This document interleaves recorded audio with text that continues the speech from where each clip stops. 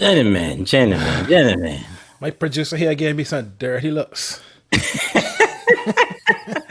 Well, that mean you put powder on your nose? What happened? You China? I have no idea. Is that? You know, again, that kind of looks, right? Anyhow. You might be shiny a little bit there, man. Don't worry about that. You shiny? I good, man. I good. You good? You I sure? good. All right.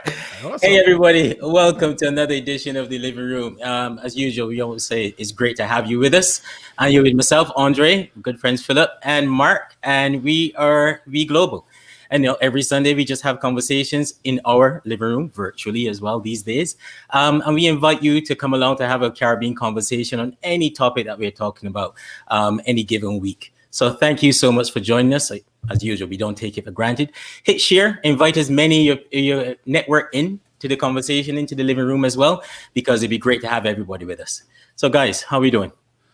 I'm glad that you just do that part of the show, you know. Give you a chance to calm down. You know. Get your nerves out. Get your nerves. Yeah, man. Unscripted too. You know. Very good. I keep promising to script it. I talk a little fast every now and then, but that's all right. It's all good. Unscripted, really. Huh? You believe that, Phil? Nope. Well, I can take Actually, no, I know the man is improvisation, man. That mean I do it. Yeah. I mean I do it. Well, man, you gotta improvise with these things sometimes, man. You know. Hey, you doing, Roslyn? Good day to you. So what's going on, fellas? Well, as if I need to ask if you're here in the UK. There's nothing going on right now. Hello, I'm Blackman. That's mother-in-law. Hello, how are you? Ooh, I'm Blackman is in. I don't know. I gotta be here. No, you gotta behave. That's why starting on the water, not the wine. Hey, Holly. Mate, listen, you young girl, be on your best behavior. You already in. You know, what you can do now. Shoot. Listen, I did not say that.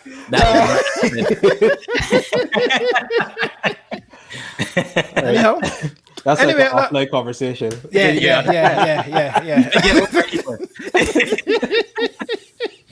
Yeah. So yes, I think you said virtual for the time being when you did the intro piece there, but it might be virtual for longer than we think. Quite a while, actually. Quite some time. You know, I don't know if everyone has heard, but the UK is back into a second lockdown again. Full lockdown, or we call it semi-lockdown, because it's not for the kids still going to school, but everything else shut down, starting from Thursday, because the second wave is looking to actually exceed all the predictions and perhaps become even worse than the first.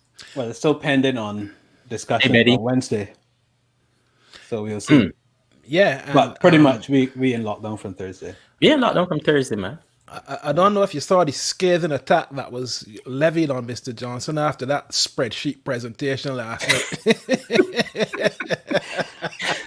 but spreadsheet and screenshots. I mean, this is the highest level of the UK government. But it was colorful, though. It was very colorful. But don't forget, you understand the strategy that he's been using is to leak first. Let his guys go out there, do everything. Hey, Marcia, let his guys go out there. So by the time he takes the screen, all the conversation has happened.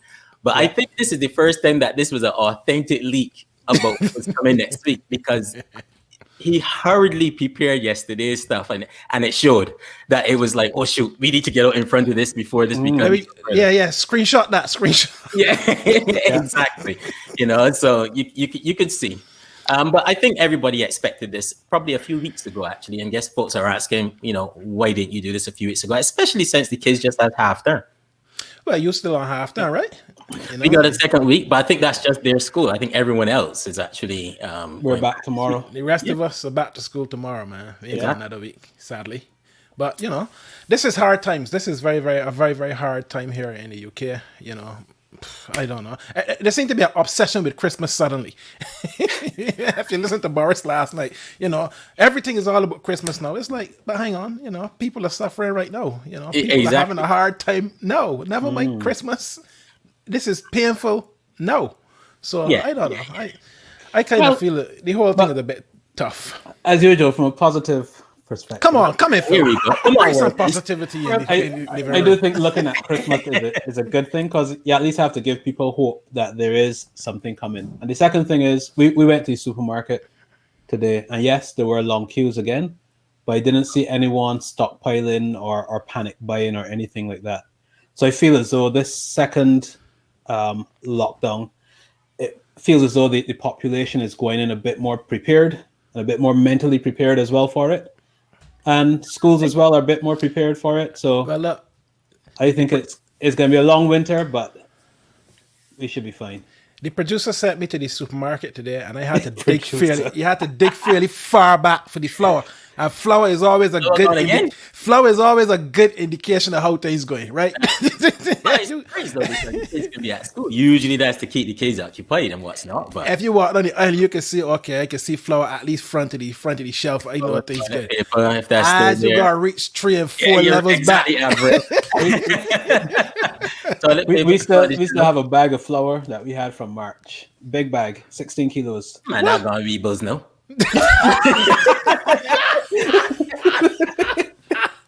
Man, not full of evils. No wonder my bread was so crunchy.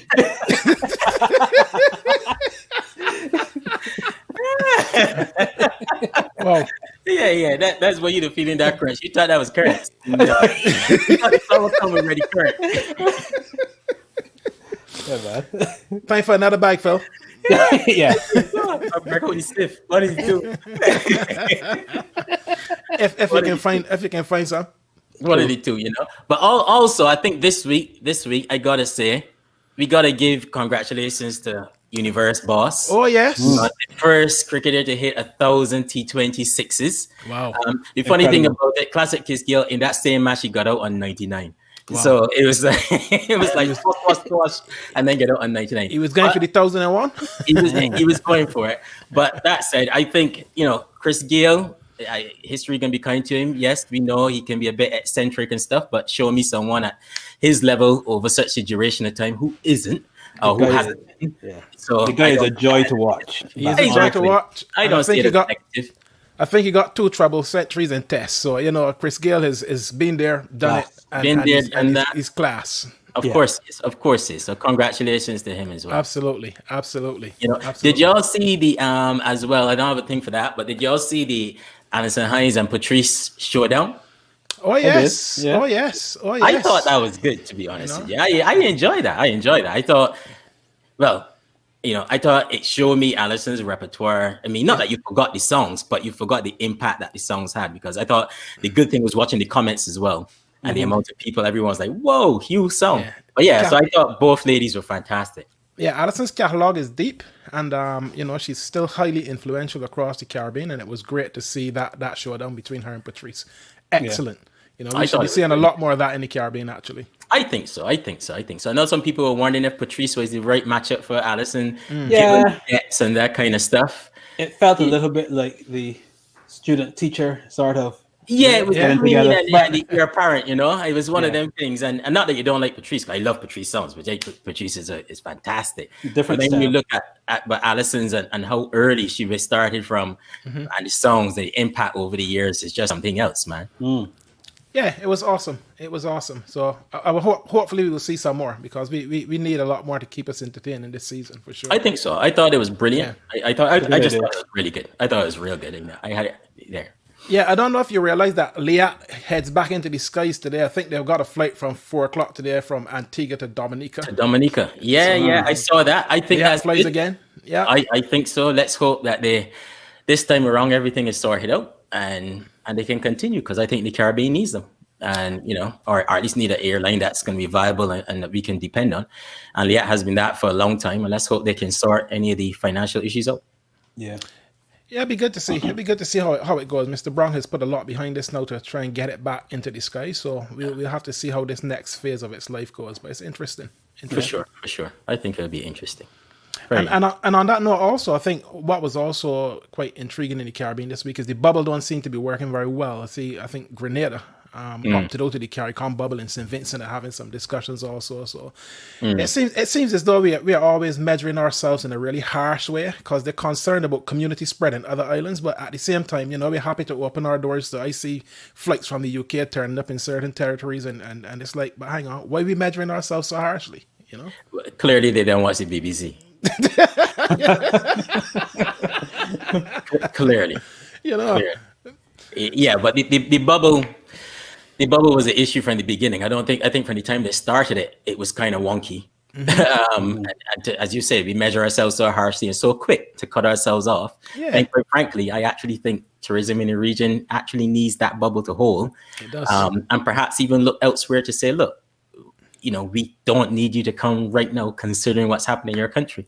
But they say it seems like every US dollar spent by someone outside the Caribbean seems to worth more than one spent inside the Caribbean. I don't know how that works, but apparently that works like Probably that. a spreadsheet for that somewhere. I think so. I think so for sure. All right, so look, who have we got in the living room this week, man?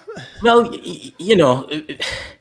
look, this week is American politics, U.S. elections. So we thought in the living room we should have that discussion. Donald Trump. What's happening? Oh. What? What? Meaning what? That you think he winning again or what? No, I thought that's who we had in the living room today.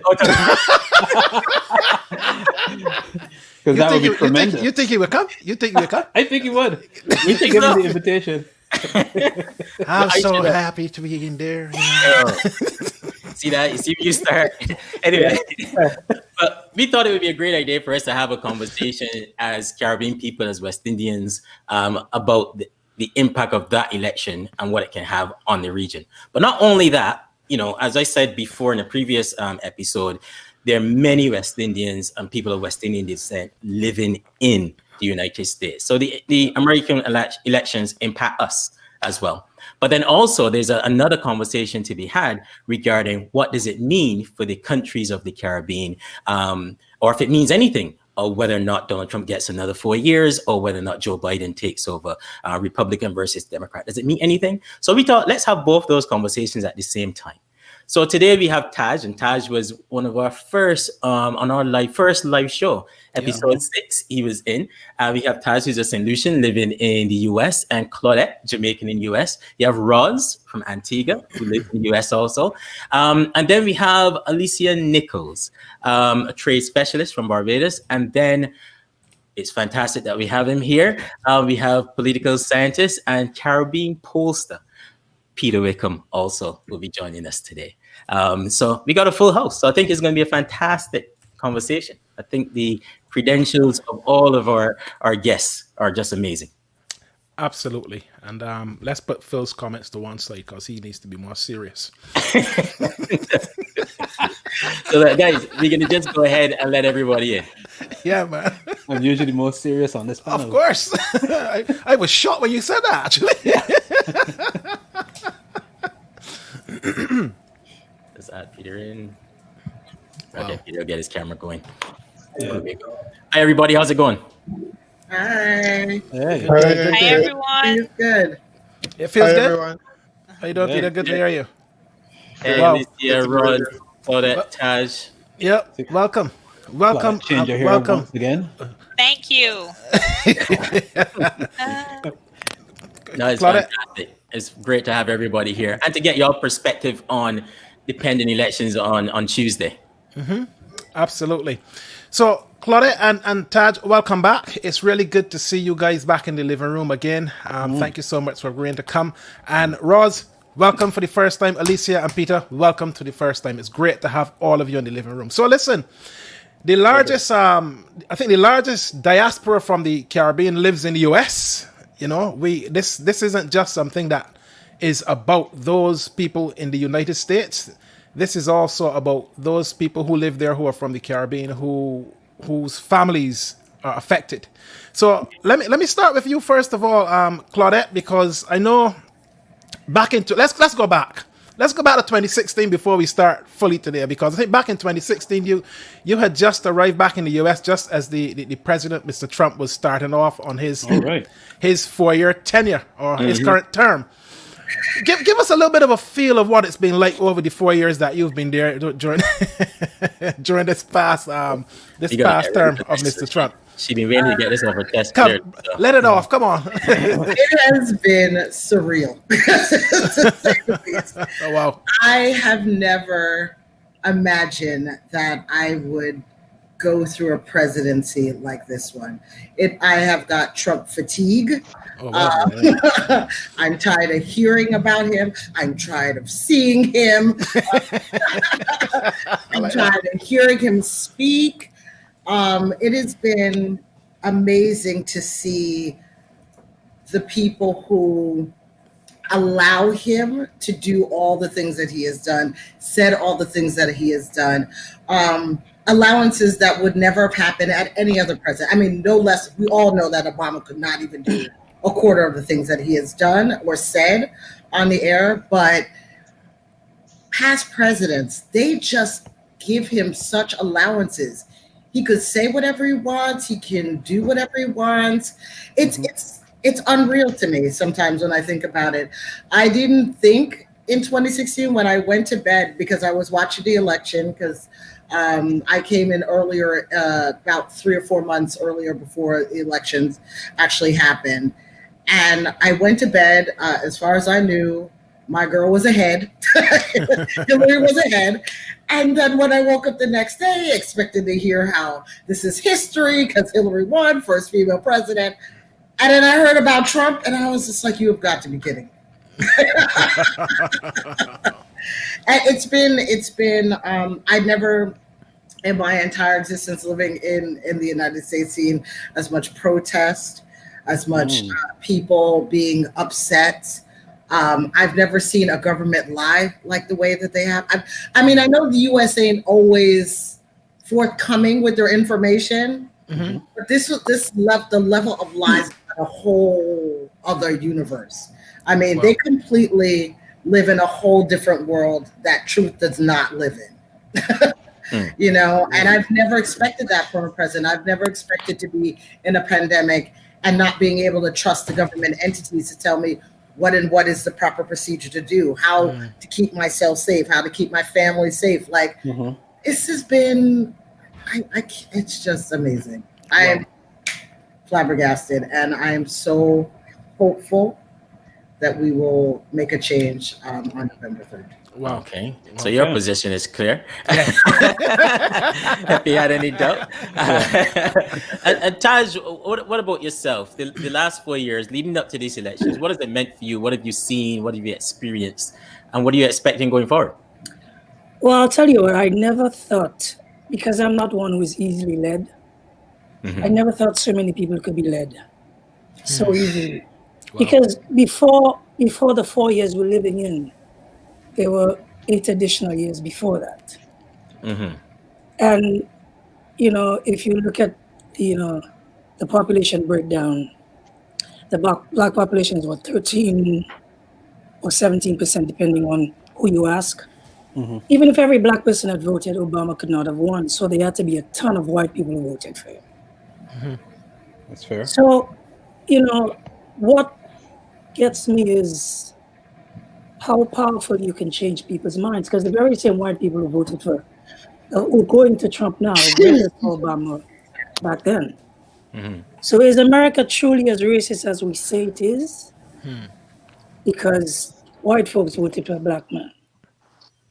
Or is it that the media is that powerful and can sell whatever story they wish? And I believe the media is complicit in everything, because news is made for profit, so profit wins all the time.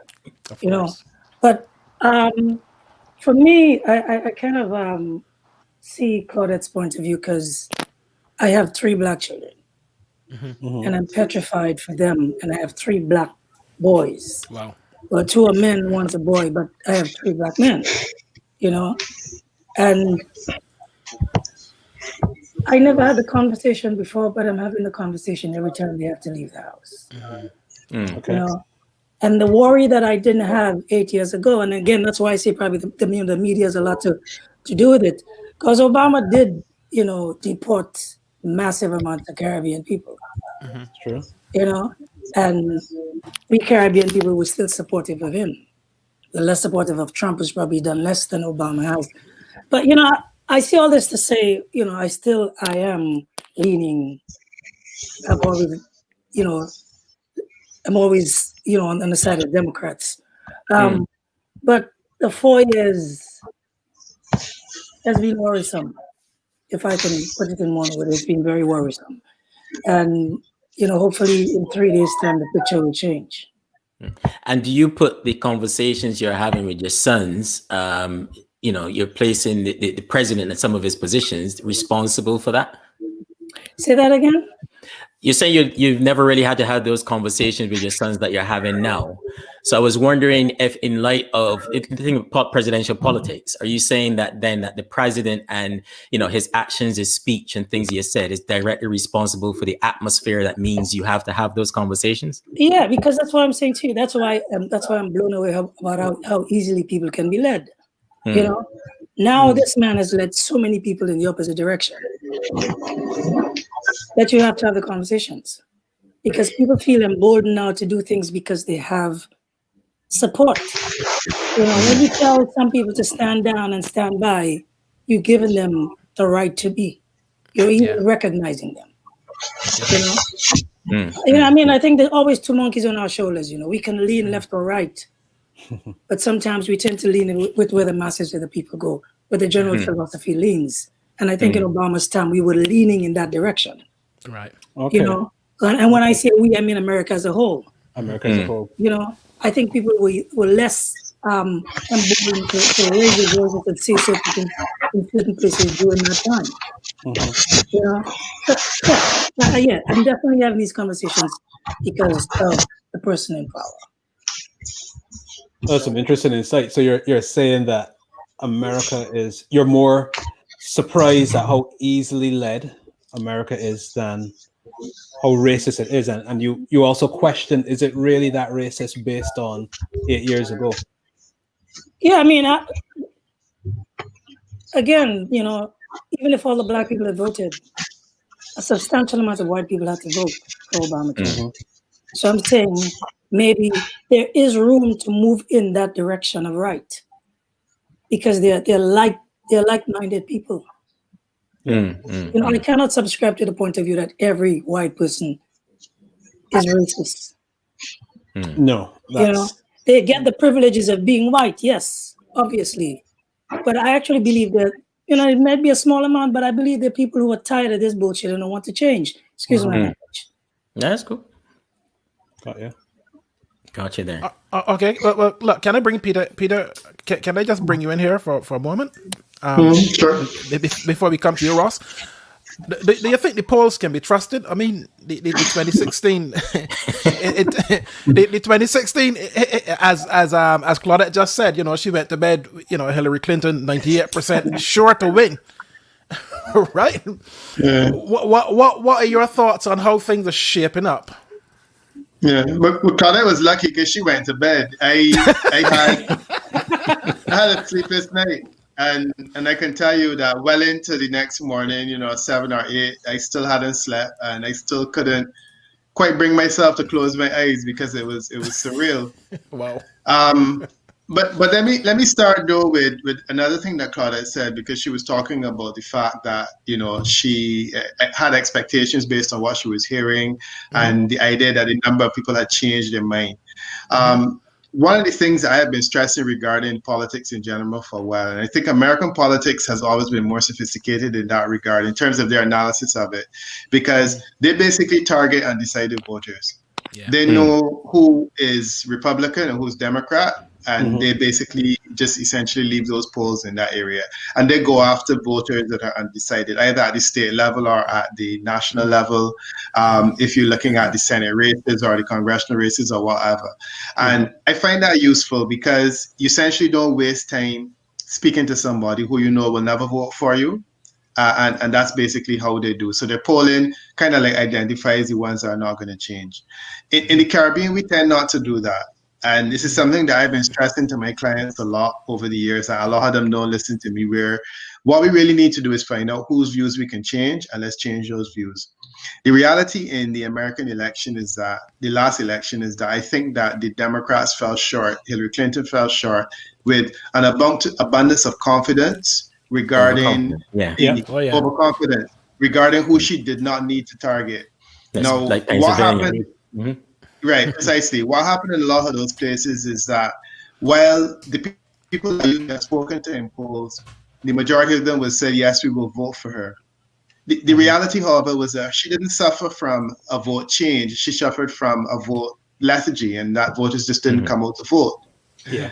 Because a lot of them weren't motivated, and a lot of them felt that they didn't really care for Trump and they didn't like Hillary, but they were convinced that Hillary was going to win. Like Claudette and like all of you others, they thought that she was going to win, and like me.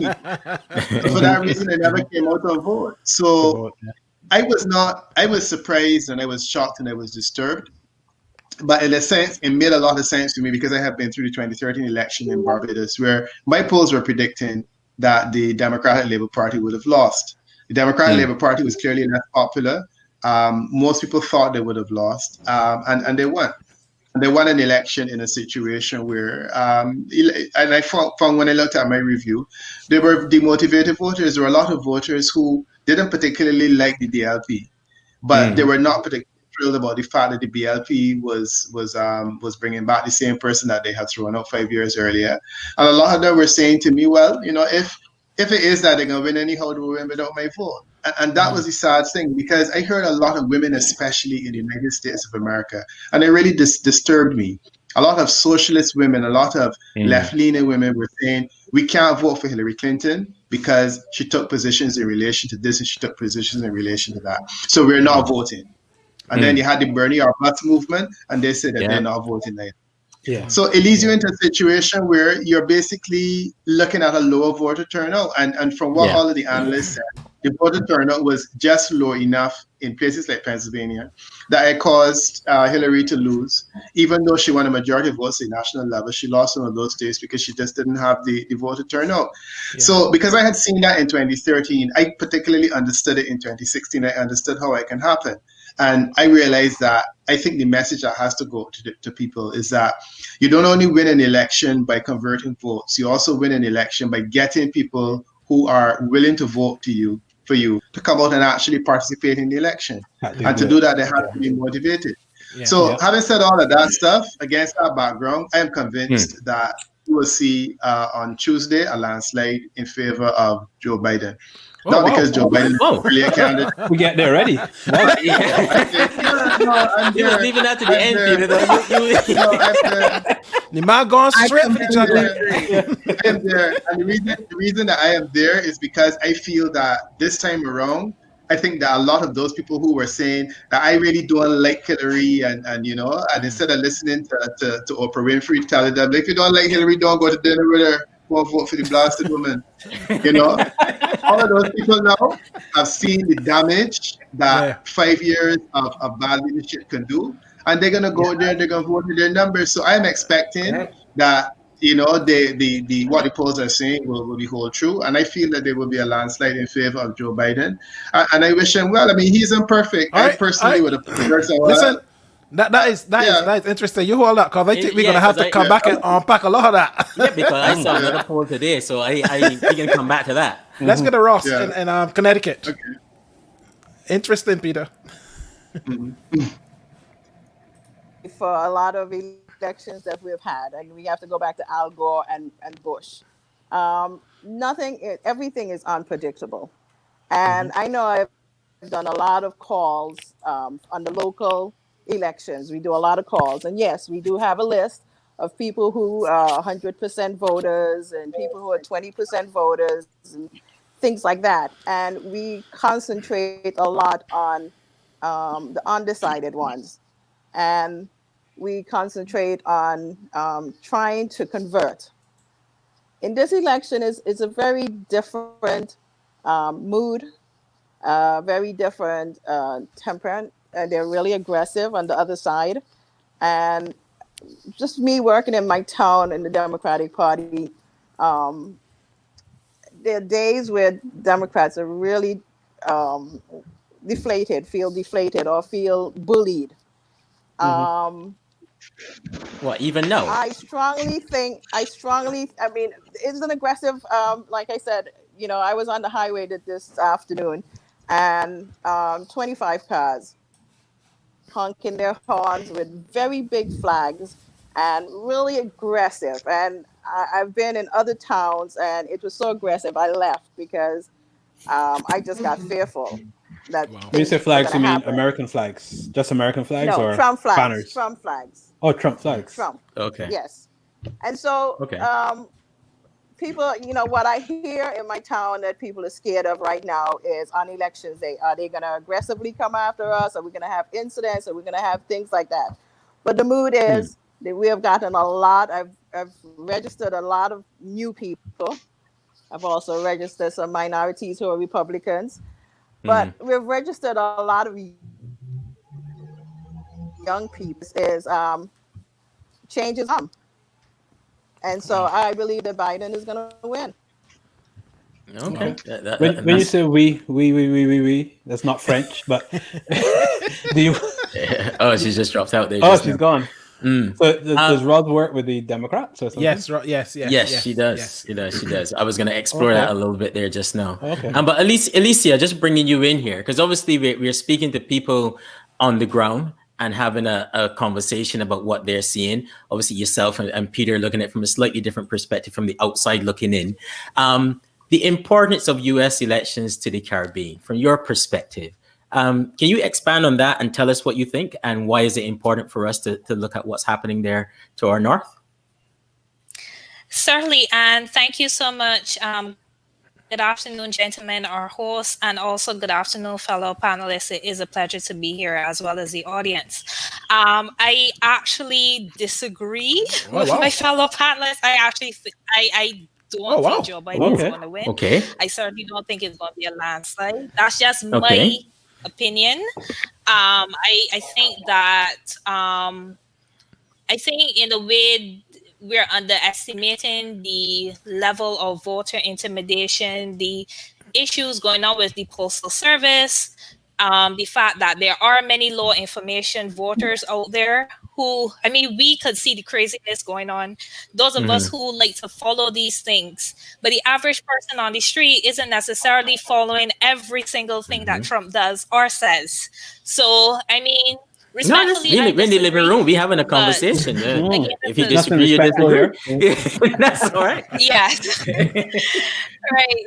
So, but I am hoping to be proven wrong, because like everyone else, I didn't stay out like Peter, but I went to bed in 2016 expecting that Hillary would have won, and was the most shocked when she didn't. So I am hoping that I will be pleasantly surprised and I will be wrong this time.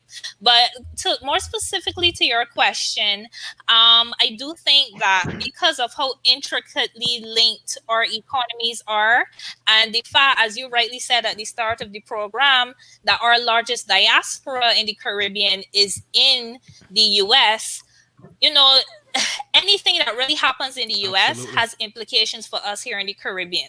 I mean, from policy, whoever's in the White House has implications for what happens here, right? And is not just in terms of immigration, in terms of trade, but also in terms of other things, in terms of the economy. So the management of the COVID-19, if you could call it that, COVID-19 crisis there in the US, of course, has implications for us here in the Caribbean, because that's where many of our countries, well, not Barbados, even though Barbados, the majority of our tourists actually come from the UK, but America is still a significant source market, right? Yeah. But for the region as a whole, the US is the largest source market. So, of course, if you're having such high COVID-19 infection rates, that's going to have issues. In addition to that, if you're having an economy which contracted significantly, yes, third quarter GDP growth was just over 7%.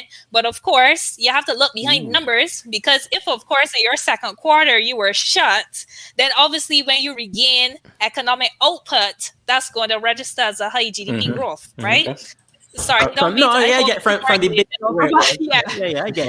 But in a nutshell, then there's several issues that I think are germane to the region, and of course, depending on who occupies the White House come January next year, we will see how it turns out. Immigration for sure, trade for sure, the economy, climate change, that's a big thing we could get into later. In terms of tax policy and how they treat offshore countries, which are offshore financial centers, that's why I always say that I hear people talking about Biden all the time as though he is going to be, really Help a net us. positive for the region. But given what happened under Obama, I really ain't too sure about that. So I am happy to engage in this discussion further with my learned fellow panelists and you guys, the hosts. Learned Not a problem. And look, you don't need to respectfully disagree. You can disagree. We just having a good old Caribbean conversation. It just so happened we talking about U.S. politics. Yeah, I saw Ayana there said that it would be good if we had a Republican in. All I can say is, Ayana, is we tried a few people. It is not for lack of trying. They did not, they did not positively respond to come in. So it was not for them a lack of trying to get someone in who had a completely different point of view. But we didn't choose who's on the panel today because of their point of view. They're just people that we went. But then we specifically asked for some Republicans to come in, but they are people with that perspective, but they didn't agree to come. So we did try. We did try. Yeah. Go ahead, Mark. Black Caribbean people, you asked that question. Say that again. Go ahead. Black Caribbean people, you asked that. Republicans. Oh yes. Yeah, and guys. Yeah, they got plenty out there. All right. But you see, this might actually come back to a point that Peter said, because I saw a poll today as well, but it says quite the opposite of what Peter is saying, and it's saying Trump will win by a landslide. No, I don't know if that's right or not, or if it's one of those right-leaning polls. And the reason why it says is that it says, and Peter, perhaps you can jump in on this. It says that the current polls or the normal polls focus on registered voters as opposed to likely voters and people who are likely to go and vote. Is that a thing, or do you think everyone is pretty much motivated to vote this time around, so therefore that's a bunch of hogwash, or is that something that the polls could be missing? Yeah, I saw the poll you were talking about, and it wasn't really showing a landslide. It was kind of showing that Trump would have been leading, through some magic that they had done, and I saw it. But the difference between the American system and our systems in the Caribbean is that a person who is a registered voter registers to vote, while in the Caribbean, you go on the list and you stay. While in the United States, invariably, you are a registered voter because you register every time for an election. My sense is that you're not going to register to vote and then not vote. So I get where they're coming from. I think that those pollsters are trying to see whether they can factor in this I might not vote factor. Yeah. And they're saying that that's what happened last time, because the last time a lot of people who had intentions to vote or who were not willing to, or who were likely to vote for Hillary did not vote. So they're trying to see if they can get to that this time. But one of the challenges in terms of anticipating whether a person will not vote is the fact that it's a decision that people make usually on the day of the election.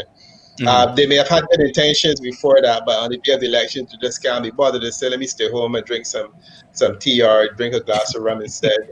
And so a decision not to vote is usually like that. So my sense is that I hear that poll, but I still would like to think that the majority of people who have registered to vote this time around have done it recently and have the intention of voting, and they probably will get out there and vote. Alicia has raised some important points, though, about the vote intimidation, the fact that a lot of people are voting by absentee ballots, and those challenges can be problematic. But I'm still confident. I'm still confident that they will wade through. And I mean, and I like Alicia's. She was respectfully disagreeing, but I like Alicia's perspective because it gives me a realistic idea about what exactly are some of these hurdles that Biden will face. And clearly, I'm assuming that his lawyers would know all of this, and they're essentially making sure that they clear the way to ensure that if on election day there is that level of intimidation, that they can overcome it. My hope, however, is that during the count on election night, in terms of the number of people that have turned up, that Biden will be sailing ahead with a sufficiently large lead that we wouldn't have to be losing too much sleep over what is in those absentee ballots. Well, I hope not, because they're going to be up. So given it can be a few hours ahead, it means that it can be pretty late. So I'm hoping it get called early. Interesting. and it's interesting enough about the voter intimidation. I got robocalls about not that I shouldn't leave the house. That I shouldn't leave the house because COVID and I must stay safe. Now this is like a like a computerized voice. I noted the phone number. It was like in my area code. And then I thought that was interesting. So I didn't really do anything, but I'm like, okay, I see what they're trying to do. Then a week later, I got another call about how I'm wanted by the FBI and some fraud case. And, so you got to go pretty soon then, otherwise, because you're in one place for too long. Yeah, so, I should not, obviously put my ID anywhere so that the feds can't come get me. You know what I mean? So yeah, they're really, really trying their best to make sure that people don't vote. But the one thing that you were saying about, Peter, that you were saying about voters who are new voters, in Florida, majority of the new voters, we are out, Democrats are out signing up more so than Republicans. So that is a good look when it comes to new voters on the voter registration. So, I mean, for that and what you were saying about them going ahead and definitely taking their time to vote for in their first election, yeah, there's more than likely they will be voting. I have a question. Chad, you wanted to come in there just now. Yeah. Sure. What that poll that shows Trump winning, Alicia and Andrew, where did you guys see that poll? It was in the newspapers here today, actually. I'll find it here in a second. I've got it here on my phone, and I'll tell you what it's called. But I believe it's one of the. It does say the newspapers do caveat and say it's one of the president's favorite polls. So that might give you a thing. I have another question now too. Yeah. This voter intimidation, is it happening further down south? Because up east we don't have that. Yeah. Yes. Because people in New York and Connecticut and them other place, Jersey, are just as aggressive, Yeah. So I'm thinking maybe this is happening more down south than it's happening on the other side. Yeah, definitely more down the southern areas. Robocalls, they've gotten letters, fake letters telling them about certain things, trying to push them off. They've gotten, they've even put in bad ballot boxes. So I saw that. I can't even believe that's allowed. It's crazy. So yeah, as you heard, the president encouraged poll watchers, and a lot of the open carry states, they have no problem going with their guns to go watch some polls. You know what I mean? And in some states that's illegal. You can't just show up and decide you're going to be a poll watcher. That's not how it works. Wow. You know what I mean? But yeah, definitely down here in the southern states, because there's a lot of people, a lot of marginalized people who want to vote, and they're going to do anything they can to make sure that we do not. Well, I even heard on NBC this week that black voters in North Carolina having their mail-in votes rejected 200% more compared to white voters. So there's a lot going on across certain states in the U.S. I want to stick there with you for a moment, Claudette, because I want to talk about the flips. The states that basically won it for Mr. Trump in the last election, Pennsylvania, Ohio, Michigan, Wisconsin, Iowa, and your state there in Florida. So I suppose the big question is going to be there's a lot of confidence across you guys here about Biden. Peter has a strong view, and Alicia has a strong view as well. What needs to be done really to bring these states back into Democratic hands? What does Mr. Biden need to do to really win this in Florida? Well, Florida's an odd state because you got to try and win without Florida. It's an odd state. Let's put that to bed. The northern part of Florida is more so Trump country. The southern part of Florida is more so a little bit more Democratic. My county that I live in is the most Democratic in the whole region. Part of Miami-Dade is an issue because Miami-Dade has a lot of Hispanics, and Hispanics tend to vote Republican, which is kind of weird to me. But I also get it because they consider socialism in their country as something that is completely bad, and so they see that Democrats are similar to socialism, which, you know, is I don't think that that's one of the problems Democrats had with explaining how things work and how socialism works, because there's socialism in our government right now. I mean, they're, you know, a lot of things that they receive is socialist ideas.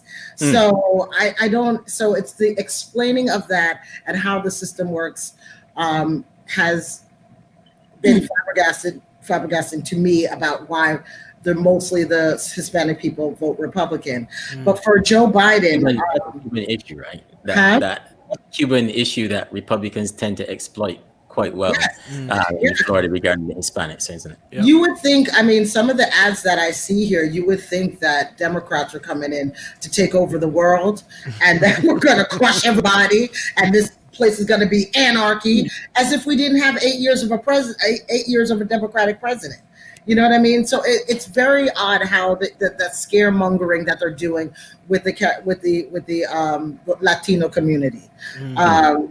What Biden has to do or had been doing was just talk to the things that are most important to us, which is, which is immigration, which is reform, criminal reform. Those the things that their main tenets that they talk to. The problem that I think Biden is having is that he doesn't break it down how it's going to address me, Claudette Powell. You know what I mean? He's not saying, okay, I'm doing this tax break. So if you are making X amount of money, this is how much more you're going to get. You know what I mean? Like, he's not breaking it down to the minute situation where I can say, oh, I see how this affects me. You know what I mean? Or even with the Caribbean diaspora, he's not saying, okay, how these immigration policies are going to affect people who have green cards, people who are here. Claudette, let me ask you a question. Yeah, go ahead. In this season with Trump, I don't need to see no policy. I agree with you. Whoa. That's a good point. I'm saying these are some of the issues that I've been seeing other people have been. Yeah, but expressing. I'm not saying that that's how I feel. No, that's fine. That's fine. Go ahead, Josh. I think sometimes all these other things are distractions. This is well, what we're missing one this is what the other man is.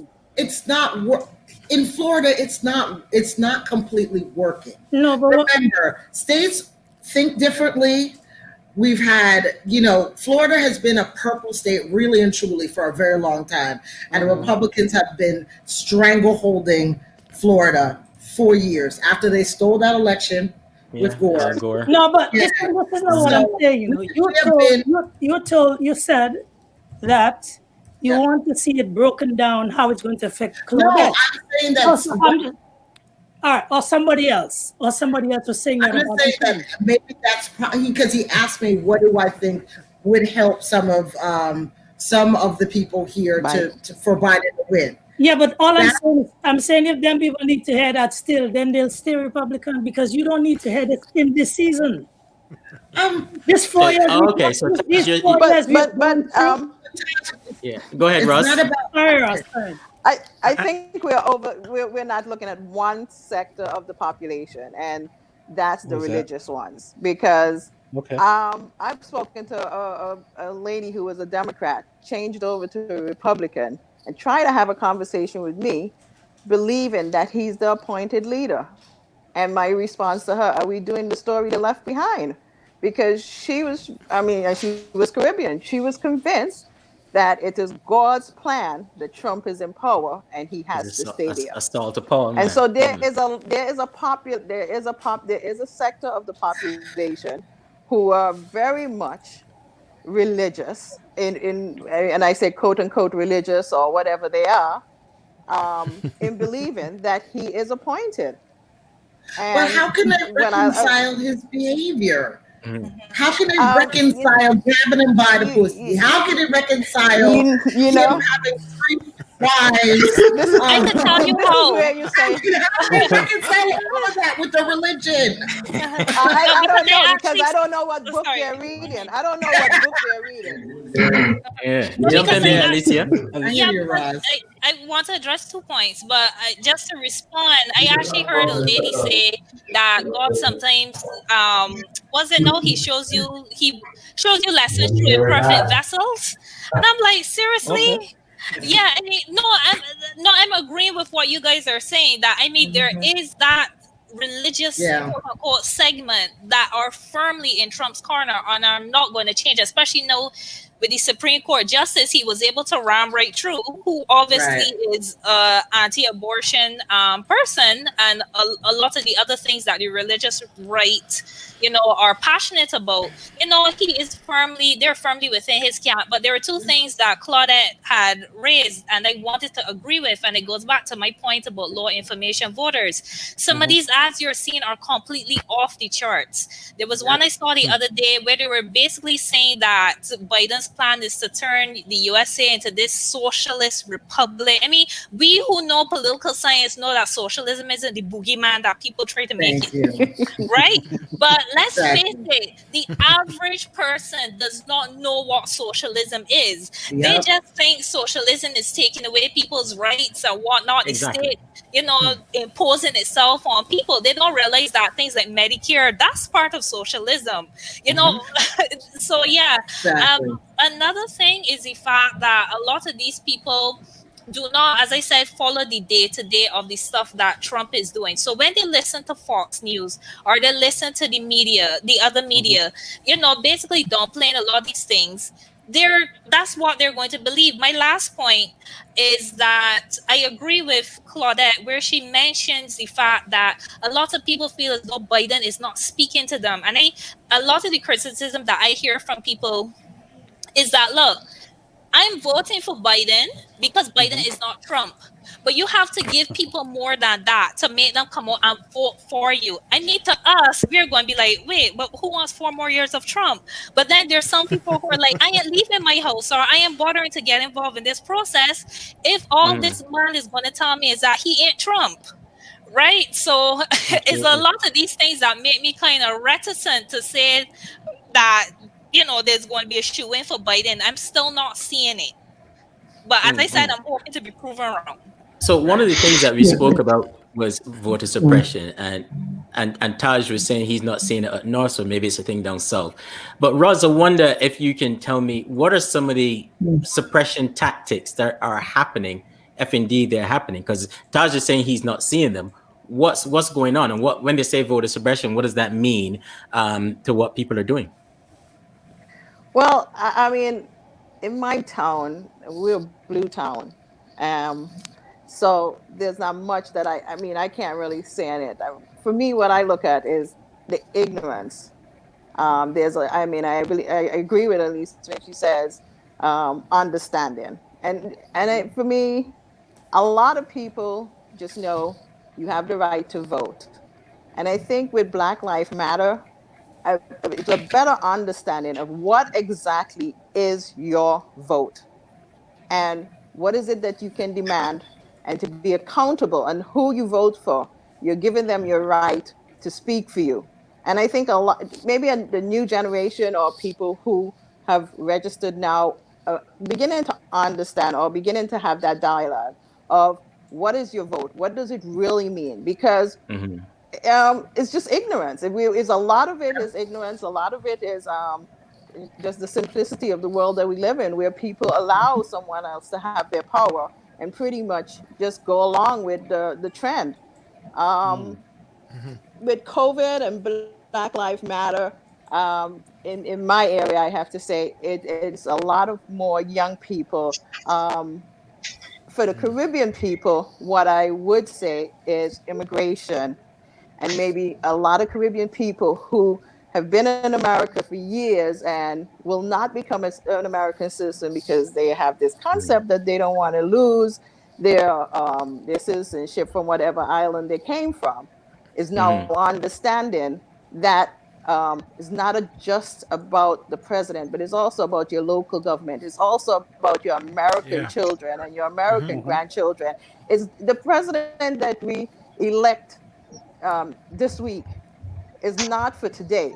It's for generations and generations. And so I think that's when we go out and we try to tell people is you have to have a mindset of what is it that you want for your future? What is it that you want for your grandchildren? And understand that whatever you do today is going to affect not only your grandchildren here, your American grandchildren, but your Caribbean grandchildren. And so I think I know for the past few years, that's one of the things that I have worked in my town to do is to educate the voters, not just say go out and vote, but educate them in understanding what is their constitutional rights of a vote. And we fought for it. And I always tell people when I walk into a room, I look to see if there's another Black person. Then I look to see if there's another Caribbean person and if we are being represented. And if not, I'm going to say, well, what's in it for us as Caribbean people? Because we have a lot to contribute. And I have to say, I've registered a lot of Caribbean people who, my question to them is, why are you here for 20 years or 30 years and you never voted, you never became a citizen? And what people don't realize is that to become a citizen went up from $785 to over $1,000. Wow. And so is it, and to renew your green card is the same amount. And so it's important. You have, it's that. important. It's just important. And so when I say to them, you're never going to stop being a Bajan. You're never going to stop being an auntie. Nobody's going to kick you out of your home. The benefit that we have is that I can say any day, I'm going home. And I'll pick a Caribbean island. Yes. Agreed. So while you're here paying taxes and everything else like that, you do need to have a voice. And we saw that whole pride when they said our vice president to be, our first female vice president to be, was not, she was an American because her father was from Jamaica. And I always tell people racism goes both ways, and so does everything else. Biases. Wow. She was born in America, but she's not American because her father is Jamaican. So, it's again, it comes down to education. It comes down to education and learning and having these types of discussions. Agree. Yeah. So go ahead. Peter, you can jump in. Go ahead. Right. Yeah, no, I just wanted to say a quick thing on the evangelical vote because there's something highly illogical about the evangelical position. Trump is easily the most agreed. He has to be the most irreverent person that I have ever seen in American politics. I mean, he's worse than any of the others. And for someone to say, I'm going to vote for someone like him who is as irreverent as he is because of his position on abortion and gay marriage, which, I mean, he's never actually said anything about gay marriage, but certainly he's taken a position on abortion. And he has a judge that will look out for that. I mean, it says that you're speaking to a set of people who believe that the earth is flat. And my thing is that when someone starts from a position where they seem to believe that the earth is flat, I would respectfully say, you know what, it doesn't make sense arguing with them. And I don't really, I don't lose too much sleep over those people because I think in the final analysis, it's a minority of people. If you look at the people who went to see Trump when he was sick, who some of them said that they traveled from their state down to his hospital bed to be by his bedside and to protest. Those are people, and as I said, I'm thankful. I think that you guys in America need to be thankful that it is not a lot of people you're dealing with. It's a very, very everybody needs friends. But it's not a lot of people. So don't lose too much sleep over it. And I certainly don't think that anybody should get themselves to work trying to have a conversation with someone who says, you know, I'm going to vote for Trump because I believe that's what God wants me to do. Wow. You know, it's point. it is what it is. But listen, as he says, it is what it is. Listen, we know that candidate Trump made a lot of promises, you know, building the wall, draining the swamp, and America first and all that. However, he now has a record. And I suspect that this is where we might be, where Peter is saying he's expecting a Biden landslide. Peter, let me read some of Trump's record for you, right? He's reshaped the federal judiciary, so he now has 3 Supreme Court judges. So whether he gets reelected on Tuesday or not, he has a long generational legacy. He appointed 53 judges across the 13 U.S. Circuit courts. Obama appointed 55 in 2 terms, right? There was the Tax Cut Jobs Act, which overhauled the nation's tax codes. He cut corporation tax from 35% to 21%, and he introduced the First Step Act, which was, modest changes to federal prison system and overhauling sentencing laws. He has a record. Is that record enough to get him back? Or as you were saying, you don't think that record is enough. You think that record is irrelevant. But is it? Peter? Right. No, it's good that you laid it out like that in black and white, because I hadn't heard it so so clearly laid out in a while. And yeah. No, so clearly he does have a record. I think that it is important for Biden to make the point that while he may very well have done a lot of those things, and a lot of those things may excite you. In addition to that, he has also caused considerable confusion regarding blacks and other minorities. He's been responsible for a ban on Muslims coming into the country, which is well, I mean, so a lot of people believe it's unconstitutional. He's been responsible for one of the highest death rates from the COVID pandemic in any developed country in the world. And I think it's important for Biden to make those comparisons and to suggest that while he may very well have been able to say he's checked off these things, there's certain other areas in which he's been an abject failure. And I think that the COVID message is probably the one that's ringing loudest, because you can do all of those things, but when you talk about 200 or something thousand people dead, it's not a pleasant record to be associated with it. Is it 200,000? Is that correct? Over 240,000. 240,000 or so. Yeah. So that to me is the challenge that Biden has to press. And I think he's been doing a good job. When I listen to him, he's been doing a good job of making that point of saying, let's not worry about this record. Let's speak to a reality in which we're living in a crisis, and he's now managing the crisis well. And that's my feeling. He's also eroded our system as far as laws. You know what I mean? Like, and some of the government agencies, he's corrupted them as well to do his bidding. So a lot of things that we have held as of high esteem, he's corrupted all of that, for his ends. Well, can I add to Peter's list? Of course. All right. He survived one impeachment. 26 accusations of sexual misconduct, and an estimated 4,000 lawsuits. Just add that to the rate of what Taj, you're right. It's funny that they have not even really brought up the fact that he's been an impeached president either. Yeah. Like, no one in any of the conversations, any of the debates, or any of the things that I've seen Biden do, or even Kamala do, mention that he's been impeached. But I think... I think this is where he's being really successful at continuously changing the subject, irrespective of how bad it is for himself. Yeah. Because in any conversation you talk about Bill Clinton today, you always, irrespective of how good people may have think he was and how great he was with the economy and what's not, you still mention he was an impeached president. Yeah, Lewinsky's on his shoulder. Exactly. Donald Trump, you don't even mention it. And I think that goes to his success in delegitimizing the press and the media, in that they don't know, what to talk. And even the Democratic Party don't even know what to say about him. They're hanging on, as Peter rightfully said, onto COVID, and that's true. I think what's happened in this COVID season negates any perceived good that he may have done.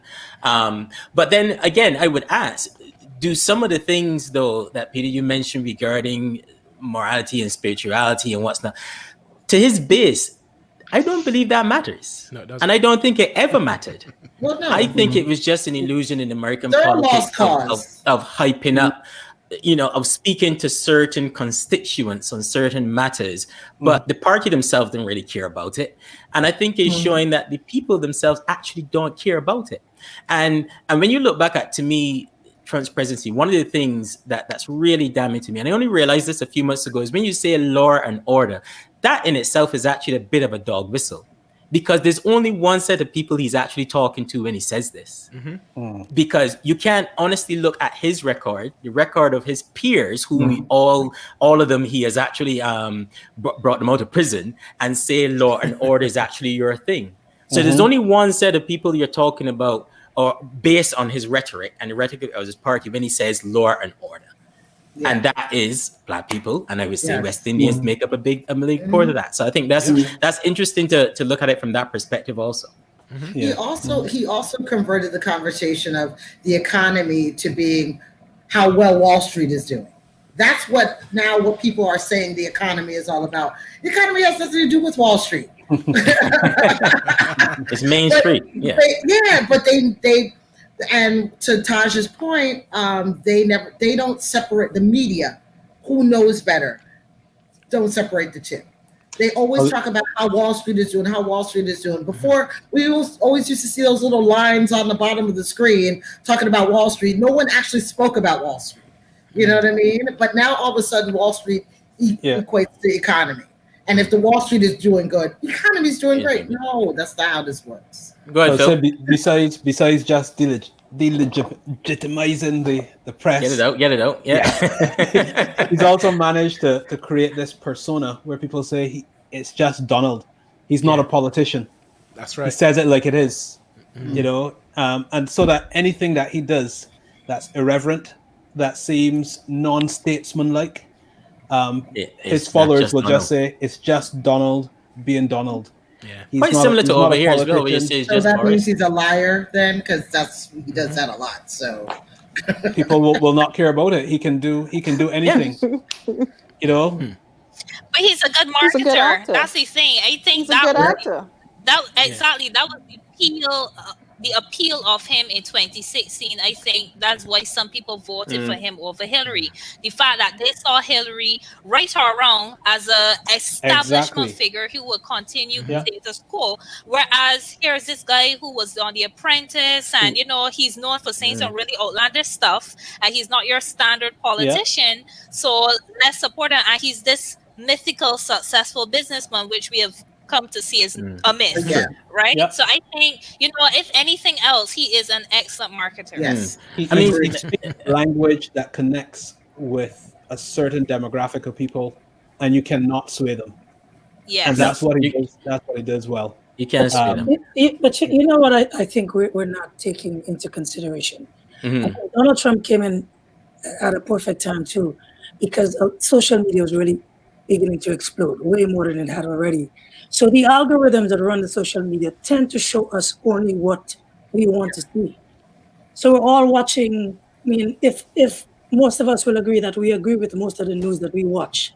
So maybe we need to get an alternative viewpoint, but we're not getting these alternative viewpoints. So the people who see things on the left side, who own left, and those who see, because when you go on social media, the algorithm will give you what it is that you like. Yes, exactly. I would say there's two things on that. One, the algorithms are changing.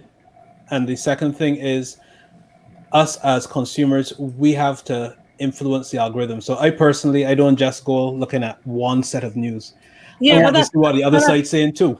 Yeah, but that's you. The average person. And that then influences how the algorithm surfaces information for me. Yeah. That's that movie, that documentary, Social Dilemma. Everyone needs to watch that. Everyone needs to watch that. No, I agree. But let's bring it home a little bit to the Caribbean countries, so to speak. Peter and Alicia especially here. So if we call Trump an aberration, and let's move forward, or even look before Trump, and let's look forward after Trump, whether it be from Tuesday or whether it be from the next 4 years. Does it make a difference, Republican or Democrat, to Caribbean countries? Do we see anything different in terms of attitude towards us? And Alicia, you can start if you want, and then Peter, you can jump in. Sure. Okay, so I think if Biden wins, I think a lot of what he's going to do will be dependent, or how successful he is, will be dependent on whether the Democrats are able to flip the Senate, to be honest. And I really don't think in the Caribbean we should expect too much from Biden either way, because he is going to be looking inward to manage several crises that he has to deal with in the United States. He is not, let's face it, he's not the president of the Caribbean. He's the president of the United States. And I really don't think in the Caribbean we should really expect too much from Biden, certainly in his first term, if that indeed happens, because he has social unrest, he has COVID-19 to deal with, he has the economy to kick start again, etc. Turning now to Trump, as I said, one of the biggest thing, I really don't think Trump was bad to us in terms of like the whole financial services issue. Obama certainly was. I really didn't see Trump that way. But certainly in terms of the issue of climate change and some of the other issues that are really germane to Caribbean development, I do think that, because he is not believing those things, those have implications for us. That said, however, in terms of trade, I mean, he did do the waiver. He renewed the waiver for the Caribbean, the CBERA, the Caribbean Basin Economic Recovery Act, which I was a bit skeptical at first whether he would do. But then again, it was logical because they have a huge goods surplus with us in terms of trade. So why the hell not? Surpluses, he likes that. Yeah. Exactly, right? It's not the D word.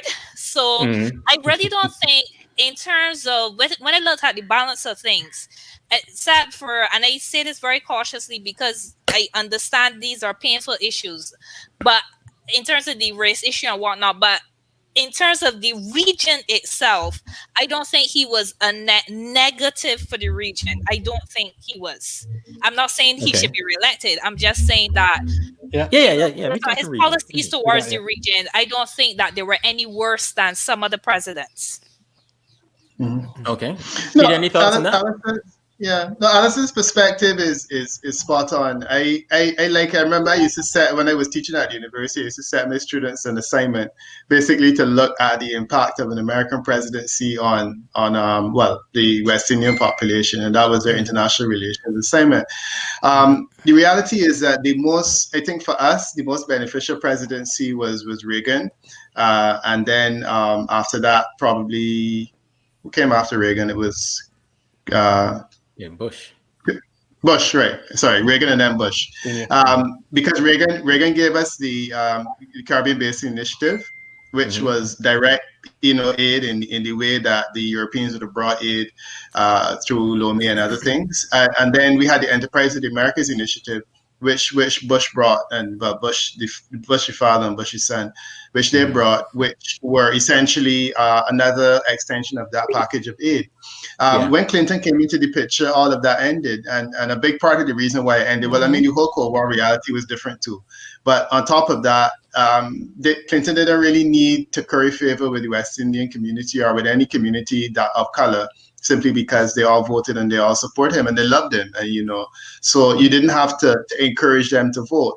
And I think that in a way, the Trump presidency was one that we could perhaps have benefited from if it was that he felt that in the same way, like the religious community, that he could sell our votes or sell votes to us for something that we may have wanted. And if we had a desire that was very simple, like something like he can give the Christians abortion and they will be happy, or he can give them gay marriage and they will be happy. If there was something like that as Black West Indian people or as West Indian people that we wanted, then maybe he could have sold it and packaged it in that way. But the reality is that there's nothing like that we want. What we want, I say we, I mean West Indian people in America, they want conditions which are better. They want to send to school their children. They want to have to live without COVID. They want economic conditions to improve. They want a fair break. They want to end to racism. They don't want to have the talk with the boy children, when they're going out in the evening. And Trump really can't deliver those things. So in a sense, as Alicia was saying, it's not really a question that will come up simply because the days of the CBI and the EAI are gone. We are now in an era where the things that you want are the things that all other Americans want. And as a result, you can't really specialize the West Indian population, so it's not going to make a huge difference. But quick question here on that, though. I know Elisa said it was negative, but during these last 4 years, it could be just be me observing, but I feel as if there's been a further destabilization of CARICOM, and the United States had a bit of a play in that, certainly in the way of how, you're meeting with some prime ministers and not others. You're visiting with some prime ministers and not others. Guyana now is set to become one of the wealthiest nations potentially in the world. And you saw the visit down there. So I'm wondering if there's still something that's happening that happened during these 4 years. And was that initiated by the US, or was that from our own people not willing to stick together? No, I mean, you can't blame Trump for that. Sorry, Peter, you want to go ahead and ask? No, go ahead. Okay, because I personally, I would not blame Trump for that. I mean, it's not our fault if we prefer to sell out each other. It's not his fault. Don't hold back, Elisa. Don't hold back. No, I'm just being honest. No, I'm with you. No, because the fact of the matter is that even before Trump, Caribbean countries, I mean, look at Shipwriter, for instance. I mean, Caribbean countries were siding against each other in favor of the U.S. for many, many years. It didn't start with Trump. So I really can't say that I could blame Trump for that. In my remarks, I just wanted to make it clear. I'm not saying that Trump was good for the Caribbean. No, we good. Oh, okay. Because we good. No, I just extended the conversation to another dynamic. That's all. We good. All right. Yeah. No, I hear where Alicia is coming from in that regard. And Alicia, don't worry about people thinking that this idea of divide and rule is not new. I mean, the CBI was essentially about divide and rule, because the CBI program essentially meant that people who were ideologically with America came on board, and those who weren't stayed off. So I remember Eric Williams was never comfortable with the invasion. Eric Williams was not part of that. He didn't need their money anyhow. But the slightly more left-leaning countries in the Caribbean never got a lot of that CBI money, because CBI money was really about people who were ideologically paired with America. This nonsense that has gone on now with thing, it is totally CARICOM's fault, because I do feel like CARICOM should have been able to make a central position and hold it. If it is that he can call a meeting and he can get 4 prime ministers to go up there, Jamaica, St. Lucia, Bahamas, or whoever. Well, Bahamas I was hoping you wouldn't say that, big man. Yeah, well, last time I had 22 people on there, and I said to myself, please don't say Jamaica and St. Lucia. It was. I mean, but ultimately, the prime ministers of those countries, and I have respect for both of the gentlemen. I mean, I've worked with one of them, and I have respect for him. But his position was that, look, I saw this as an opportunity to get something for my people. And, I remember Ralph Gonsalves said years ago, the Japanese were talking about Wales. He said, I neither hate Wales nor love Wales. I don't really care about Wales. What I care about is the nurses and doctors and teachers that I got to feed. And sometimes the prime minister will lie down with the devil if he believes that there's something that he can get out of it.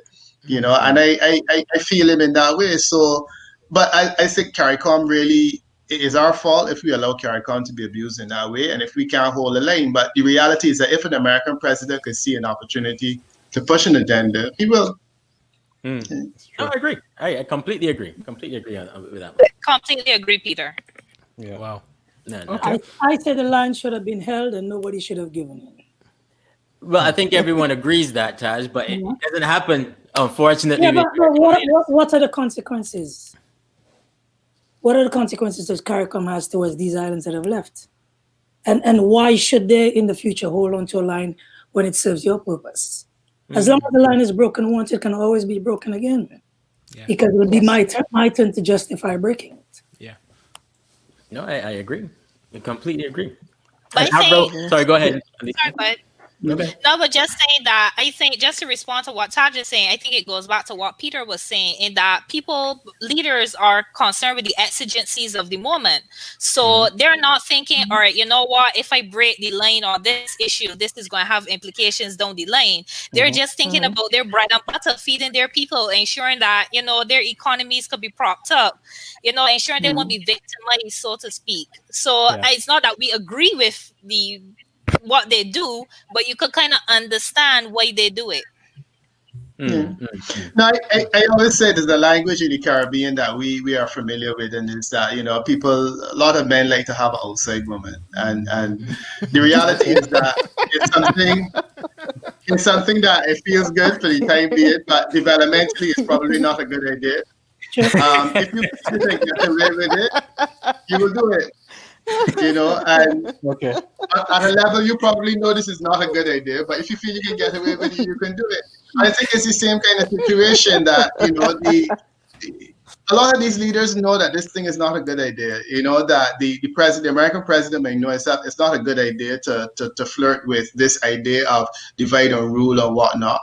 But sadly, too much of political, many political decisions are based on expediency. In the same way that one would say, you love a lady and you would pursue the thing. You know what you can get away with, and you believe you can get away with it, and you can do it. If you knew that your wife was jealous and she would say, this is the situation, and that you're not going to get away with it, then you wouldn't do it. And I think that's where we have to become jealous of each other in that way and say, I'm holding a line with Jamaica and Trinidad and Antigua, and nobody can get between us. And unfortunately, we have not yet developed that level of fidelity in terms of the way that we deal with each other as Caribbean people. It's sad. Yeah. I suspect that you guys do it in the States, because when y'all are up there, y'all are solid. But when you come back to the Caribbean, the reality of the water it seems to create a different kind of relationship. I would say I don't know how this analogy can work, but I think you brought it home well. Again. Where are you going with this?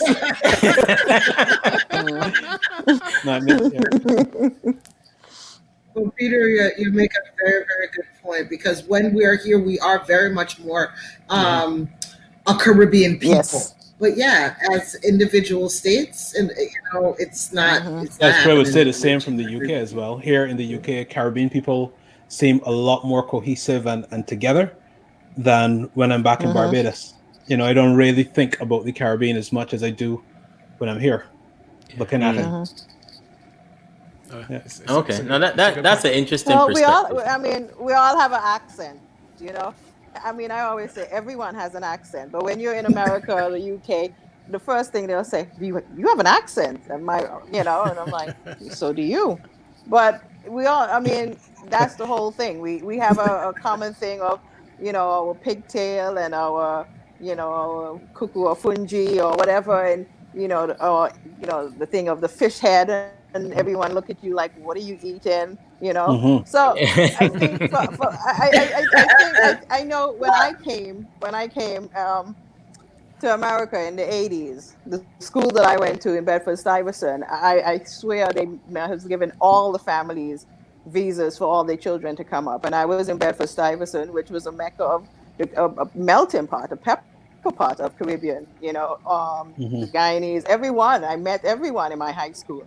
And it was us against them, because, they told us we came in a boat, we lived in a hut, this and that. And so we all had to band together against all the American kids. That makes sense. Yeah, so for us, I always tell people when I came to America, the first time that I got discriminated was in high school. Wow. I had to kind of shut someone up, say, do you know what a passport is? And he's like, what's that? And the other thing is, as people started to travel, travel and cruises, and they'll come back, they're like, oh my God, the taxi man lives in a castle. And you're like, well, what did you think we were living in? So again, it's all about education. It's all about, it comes right back again to that. But for Caribbeans is, you're in a big, lonely place, and you're just happy to hear someone that has an accent somewhat like yours.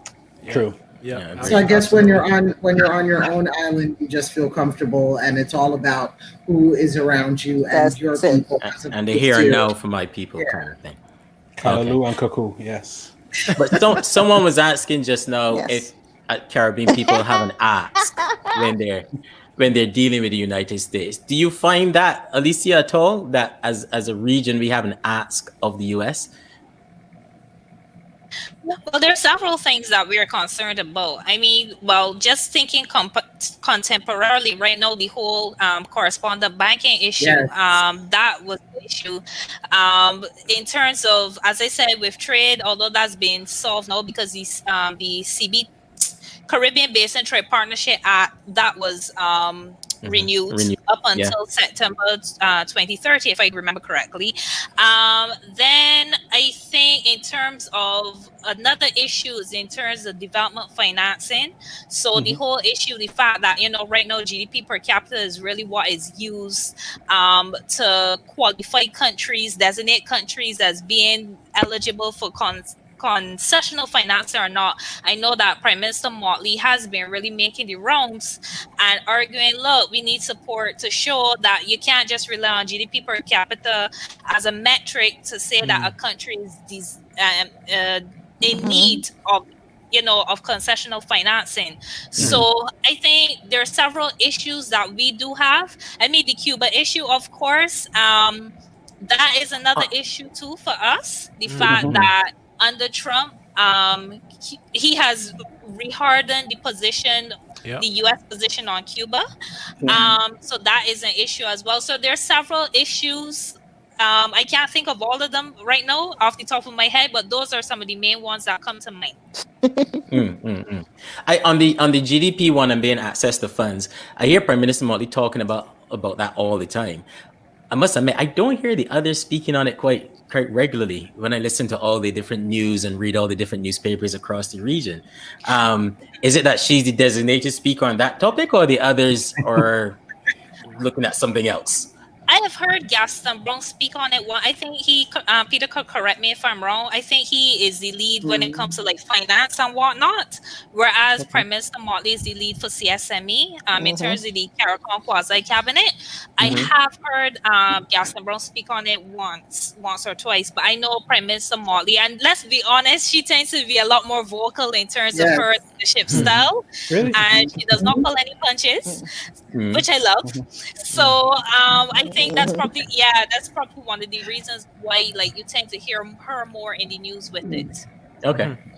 The other thing too is that Barbados has a peculiar problem in that Barbados is too poor. Sorry, Barbados is too rich and too poor at the same time. At the same time. So we are graduated out of the poor category, but we are not yet eligible for the rich category.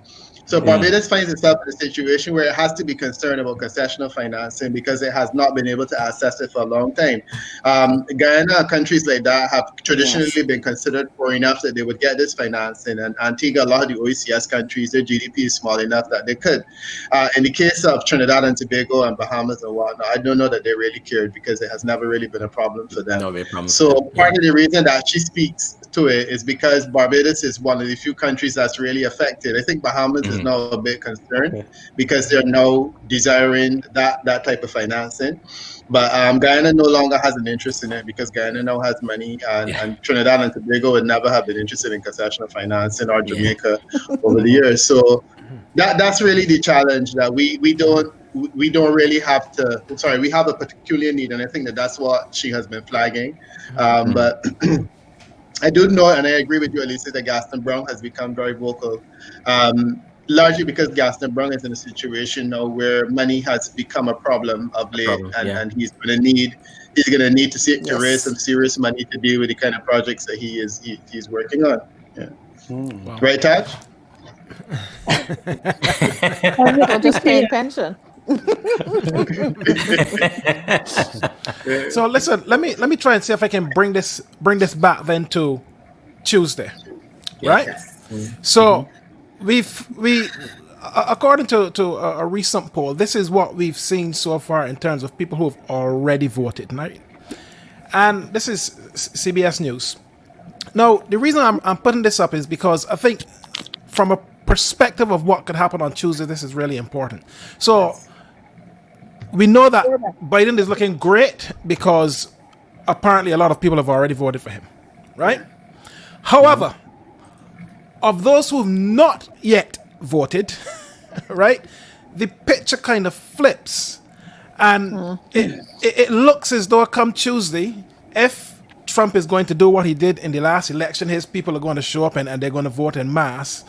Peter, is this something that is of concern, or does this early turnout generally show, does it give a reality of what the outcome is likely to be?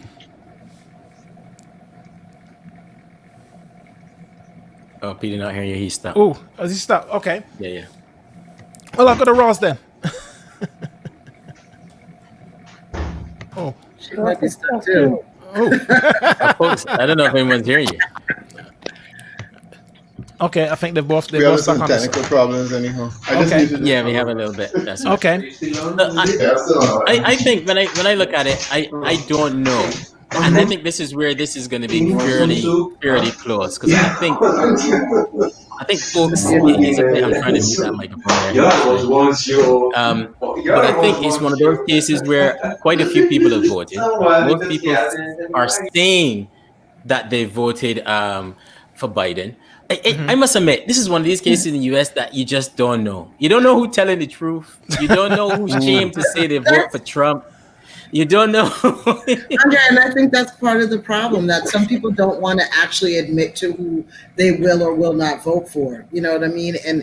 In polls. So I'm hoping and praying that we get a change. But what I've seen that I'm so happy about, and one of the things that I think was an effect of Trump's presidency, is the amount of people who were early voting, amount of people who stood in line to vote 4 to 8 hours to vote while they were trying everything with the voter suppression and closing down polling stations and that kind of thing. He inspired a lot of people to be like, we're not doing this anymore.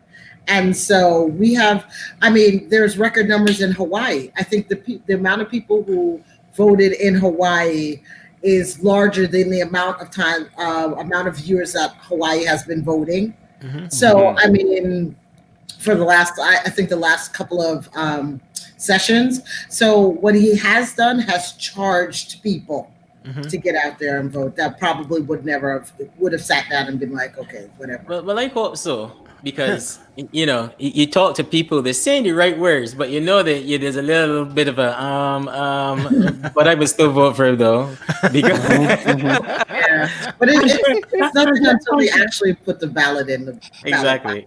Go ahead, Josh. Whatever they want. No, I think Ross missed that question. I would like to hear her point of view on that. Yeah. Ross, we were talking about early voting and whether or not, even though early voting suggests that many people voted for Joe Biden, that when it looks at those people who are going to vote on the day, then the polls are showing that they're in favor of Donald Trump, and whether or not there's a feeling within the Democratic Party on the ground if that's an issue. That's a very difficult one. So as we can see on the television, there are long lines. And the long lines is because people like us don't believe in the ballots, the absentee ballots. And then the other part about it, everyone talks about the absentee ballots and everything. And I always say, well, a lot of people don't know how to fill out a form. A lot of people don't actually know how to read completely. Facts. They know how to read, but yes. And so some people don't know how to take instructions. I know in my town, we expected a lot more people because of COVID and everything else. And I'm expecting on Tuesday that there are going to be long lines. There are going to be long lines, and they're going to be long lines on both sides. So both parties. So, and we haven't counted hours yet. We will not count hours until after Tuesday, after 8 o'clock. So whatever polls are out there for some states reflect one thing, and the North End is an unpredictable one. And I always say everything is so unpredictable because if most people were Republicans, Obama would never have gotten in. Yes. So, Can I say something? Yeah, go ahead, Josh. So anything, it's being vigilant. And I know on Tuesday I will be making calls for The Democrats, we also have, we're providing transportation, we are picking up people, we are doing everything. Everything is on board to try not to have no excuse. If you didn't do an absentee ballot, we're going to pick you up, and it's going to be cold. It's going to be 44 degrees, and I'll be out there at the polls, so we're expecting a lot of people who, because of COVID and because of not believing that the system, because either if you're Democratic or Republican, you hear it over and over and over and over and over and over. The system is rigged. Then, I got in an argument the other day with someone. I said, well, was it rigged in 2016? So what difference is it now? So from that perspective, I can't really give. I mean, everything is up in the air. I've seen so many things change. Everything's, every week is a different thing, and from my party and my town and what we do, we're just all decks, all hands on deck. We're just everyone. Wow. Yeah. Taj, you wanted to jump in there? Yeah, I was just saying that I saw the polls that you showed, the early voting and what's expected on November 3rd.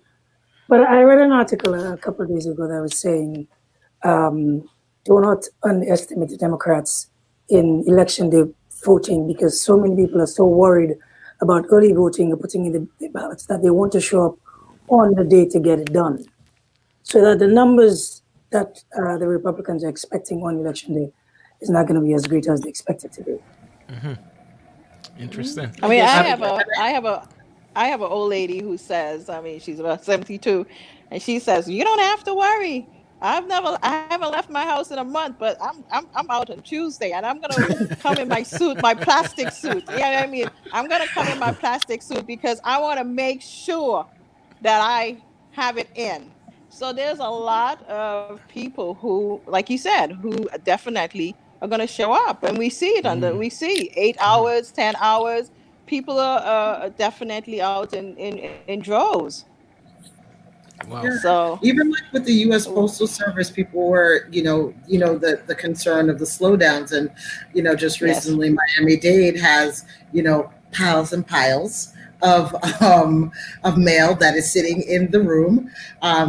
They say some of them, they don't know if ballots are in there. I'm thinking probably more than likely some ballots might be in that room piled up with mail. So, it's been a very interesting roll up to November 3rd. So, but yeah, I agree with you, Roz. I think a lot of people want to wait until the day and say, yeah, I'm going to, you know what I mean? I'm going to make it. And I think even, go ahead. I'm sorry, I think even with the postal, that whole postal episode and everything, that's a psychological ploy to get to undermine the whole system, because I mean it happened in 1 week. It was a lot of noise, and then everything ceased.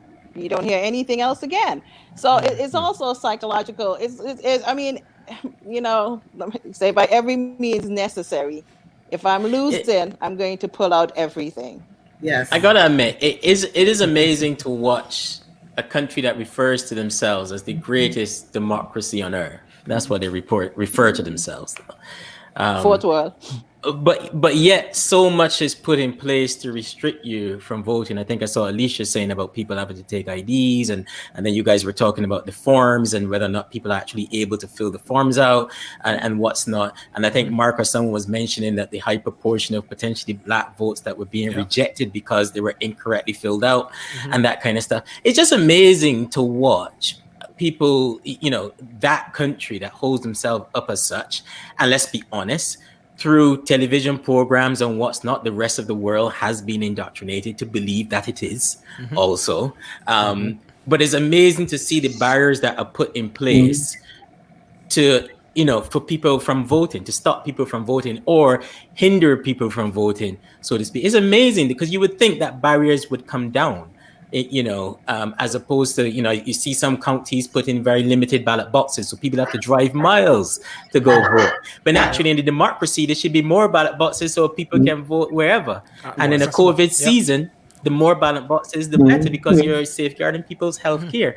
But History of America. it's mind-boggling to see. Yeah. That's what Actually, we are, though. When the Constitution was made, What- you had slavery. It's America. That is just how we are. We say one thing, but we actually do another. You know what I mean? I'm not surprised about it at all. Peter, You you're want me to gonna jump in, Peter? Yeah. Yeah.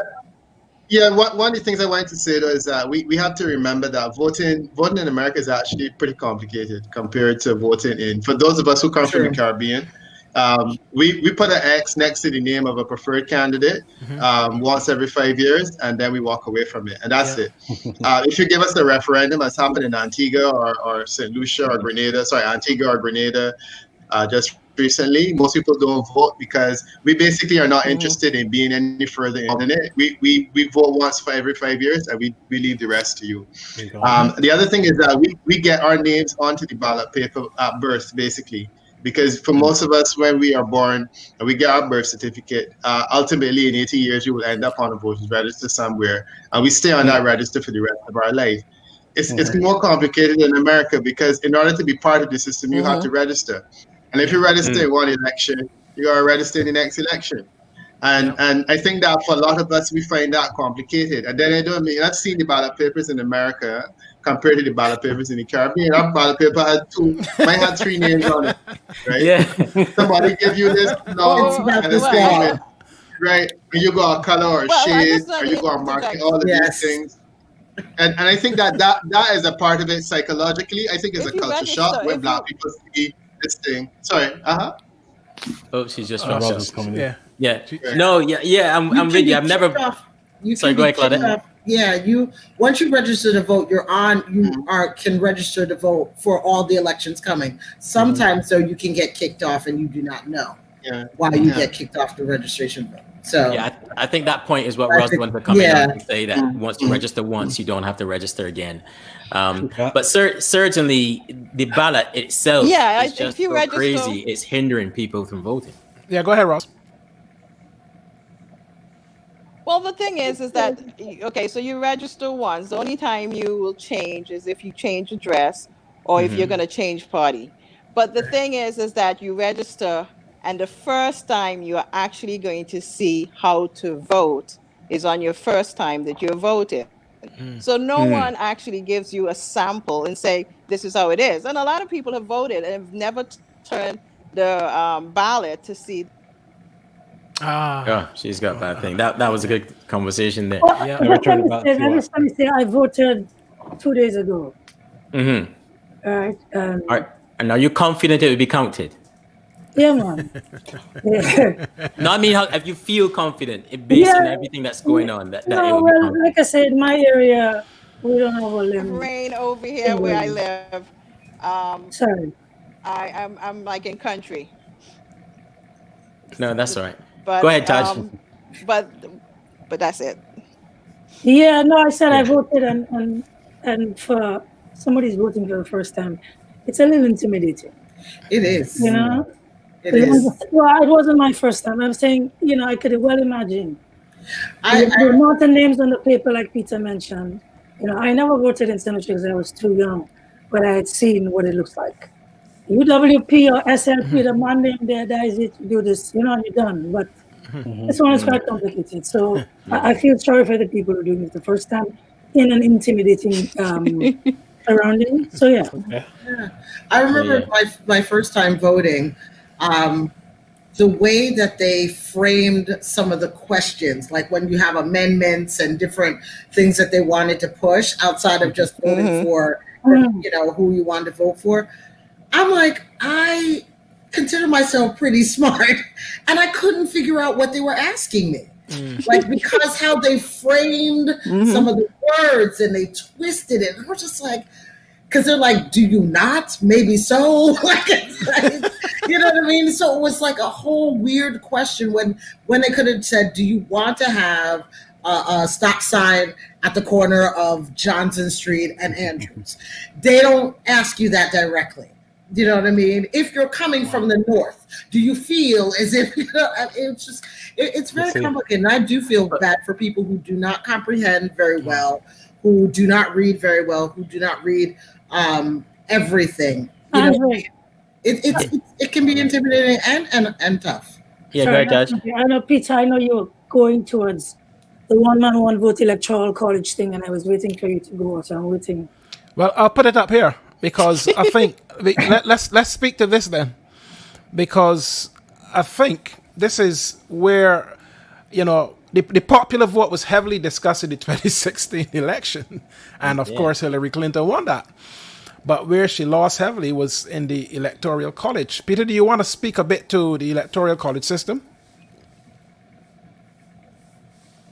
Yeah, I mean, I'm hopeful that the electoral college, if there's a landslide in favor of Biden this time, that the electoral college system is one of the things that they can deal with on this occasion, because it is an anachronism. I think it made sense in the days when people were not bright enough to know for themselves, and they had to elect someone to speak on their behalf. I think it made sense in the days when the individual state power was a reality where you couldn't have a national figure that towered over all of them, as you do know with the American president. So to me, it made sense in those days, but it's not really making sense now, and it helps the Republicans. And it really is one of those things that needs to go. I understand what the framers of the Constitution were trying to achieve when they did it, because they wanted to make sure that the big states and little states, it kind of balanced the power. And they also wanted to make sure that they had like a parental figure that you could elect that would ensure that you could make decisions on people's behalf that they couldn't make for themselves. But these days, no, it's not making sense. And it really, America needs, as far as saying, America needs to go to a situation now where they can get rid of that and you vote directly for a popular president. The challenge that you're going to have in that regard, of course, is that the largest states are not going to want to cede power in that way, because they will feel that it is something which they can benefit from. But I think the pain and agony, this is now the third time it has happened. It happened with Gore. It happened with Clinton. And then I think it happened historically with one of the older presidents as well. So, I think that the time has come that if the win is significant enough, that he can get enough state power to alter the Constitution, or enough state influence to alter the Constitution, then it will go. Yeah. Well, I see Karen there saying her media sometimes talk about the issues and stuff on the ballots as well. So, yes, it's different in every area. Yeah. Well, go ahead, Mark. No, I was just going to remind people of the number of electoral college votes, and as Peter rightfully said, the big states, 270. Texas, 270 to win, and Texas and California and Florida and big states where this is where a lot of the effort goes into trying to make sure that you can secure those votes in those states, because ultimately that is part of the path to get into 270. And of course, if Mr. Trump is going to win back this election, he's going to have to find a path to 270, Alicia. That he will. you seem very confident. Okay. No, I'm hoping that I am going to be wrong, guys. This is not me saying this because I support Trump or anything like that, but I just think that there's so many things up in the air right now. By no means is this a normal election. I mean, it's not a normal incumbent, number one. It's not a normal time because it's happening during a pandemic. Lots of civil unrest and what have you. So I think that, and then with all the craziness that's happening in terms of voter intimidation and the things with the postal service, the confusion around there. So I really don't think this is a normal election. I really don't even think that we will be able to say who will be the next president of the United States Tuesday night. I really don't think we will. Well, let's remind ourselves of what the journey looks like, because it is not a straightforward journey. The election is only one component of it, which is on the 3rd of November. And as Peter rightfully said, the Electoral College is where it all hangs in the balance, because there's something called the safe harbor deadline of Electoral Act. I didn't even know this thing existed. But nevertheless, that's where all the ballots in the state, they're made. The candidate is declared, and it's presumed that candidate has won and the college then confirms that on the 14th of December. And we have a newly elected House of Representatives and Senate by the 6th of January. And if there's anything that needs to be resolved coming out of the colleges, that's where you hope it will happen. And even if Mr. Trump is sitting in the Oval Office on the 20th of January and he's lost, he still has to go. That is the path to the inauguration there, right there. All right. So there you go. But it is long and it's complicated, and of course there are already 300 cases going through the court. So this is by no means going to be a simple election outcome. Not at all. Not at all. Sorry, Andre. Realize I'm speaking there on mute. Yeah. But we talk about the presidential election. Obviously, that's what the main thrust of the conversation is, and that's where everyone will be focused. But just as important will be the Senate race also. Oh yeah. Yes. And sure. we have seen, with Obama's reign, he didn't really get much due for what he got done. He had to water it down to a point where some of it was ineffective and it just didn't do what it was supposed to do. And what's not. And a similar thing with Trump regarding the House, but even though he had the Senate. But the Senate is where you need everything, to be honest with you. Do we think that the Senate this time around will go Democrat? It's looking that way from the polling that I saw, but again, Thank God, I'm thank skeptical. God.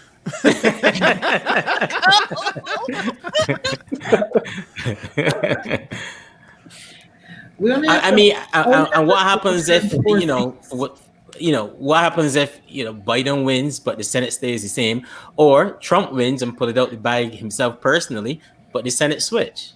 No, Andre, you hit the nail on the head. I don't mean to hold the show here, but that's what the thing that we telling people, that even if Biden wins and Mitch McConnell remains the Senate Majority Leader because they maintain the Senate, I mean, it is going to done. be. Yes, it is going. He is going to block everything. So that's why I say yes. I want Biden to win, of course, naturally, but at the same time, if we have to be realistic, if the Democrats don't also flip the Senate and retain the House, it's not going to be easy for Biden, and he's not going to get a lot of his legislation passed. Yeah. Alicia, I think people like us who live in the diaspora might be hoping hope against all hope, but this kind of conversation, I cannot even afford to entertain.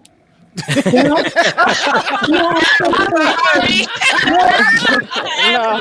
Oh dear.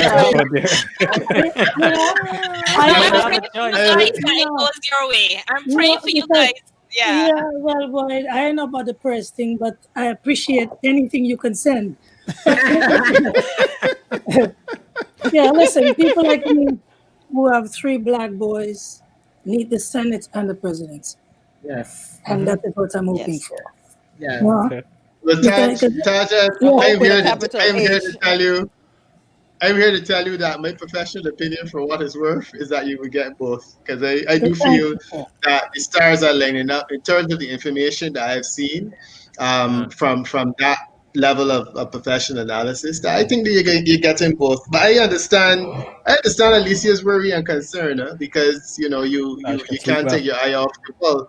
But I do feel that this time around it's going to happen, largely because I think that the bogey of what happened last time is really enough to get those recalcitrant and certain voters, to get up out of the bed and go election day and vote. So let me throw something here, because do we feel this is really going to be a fair election? Well, it's already unfair. Oh, see, silence. 10 seconds. What do you mean by fair? I feel something Russian-esque dear. happening in this election. I get me so now. really feel something on that level is going on in the United States right now. It's happening all the time. It's happening in 2016. It's been happening Andre, you're raising an interesting point, and I've always said that stealing an election is an extremely difficult thing to do if you do not want to get caught. Stealing it and getting away with it is essentially something that you have difficulty doing. But if you keep an election, you can get catch. And we had 2 good examples to follow. The one in Guyana, where there was open, blatant thieving. And it was done in a way where you're doing it and you're saying, I can do this, and I am confident that nobody can stop me. And I think that that is ultimately where it started, and I think that we saw where it ended up. That's an example of the thing that is done in the American election was an interesting one with Hillary Clinton because it was essentially where you were using these operatives to peddle influence and to influence voters to vote in a different way by sending subliminal messages or whatnot. Now, I think that that can work probably, and it makes sense that that is the way to thief an election in this contemporary era. The problem, however, is that it works until people realize what's happening. Because once the SCL bubble was burst, and people started to realize that this is how people thief elections in this day and age, not with ballot boxes sailing down a river, not with somebody coming in and changing numbers or whatnot. I know the guy is trying to get locked up. It's not that. It's a situation where you can influence people in terms of Facebook and social media and all these subliminal messages to get them to do what you want them to do, and then it looks as though the person legitimately won. But as I said, that magic will only work where the other side doesn't realize, because once the other side realizes, either they're going to stop you from doing it or they're going to do it themselves. And I think that is part of the reason why I think that the likelihood of stealing is quite low.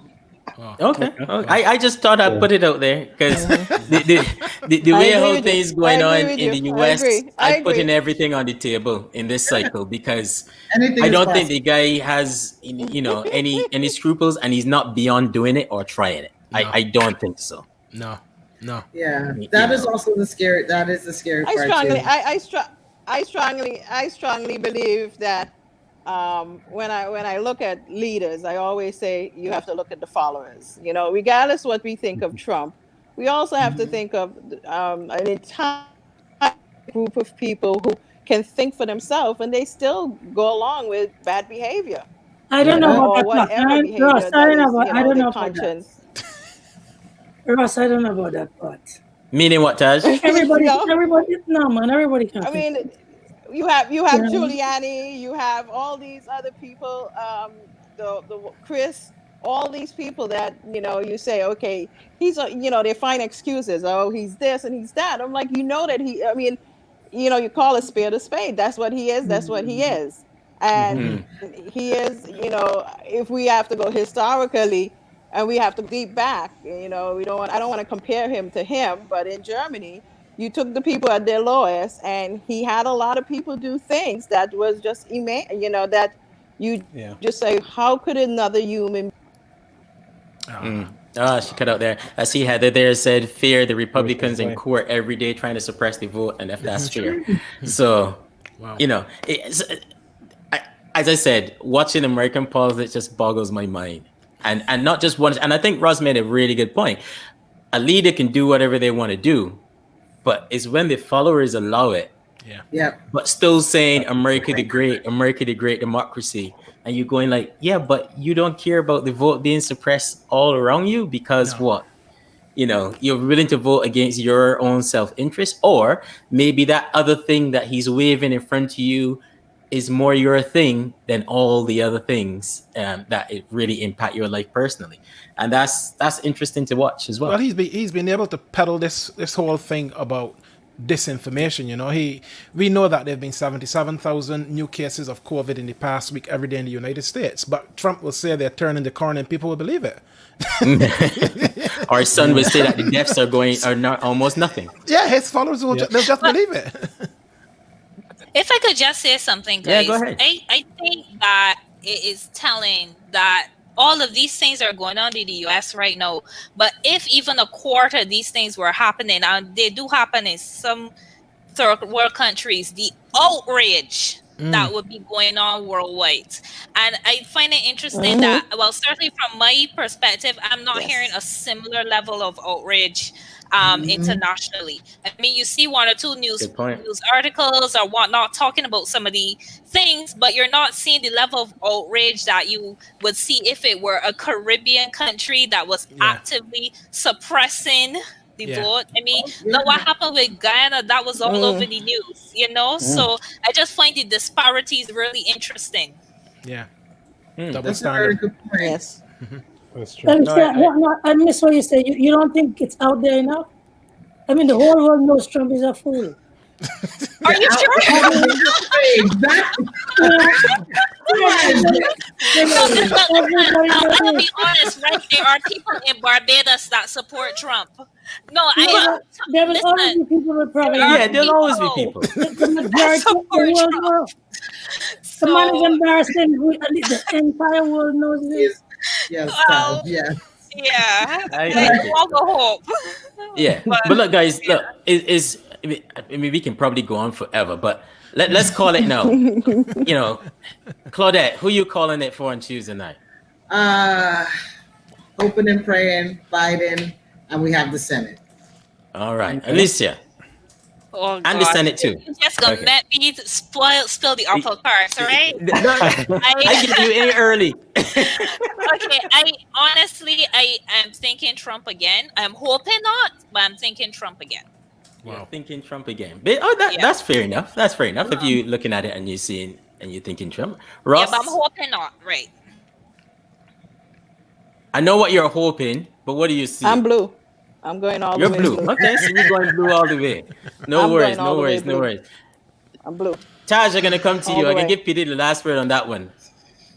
We're going to win some more seats in the House. Say that again? We're going to win more seats in the House. Right.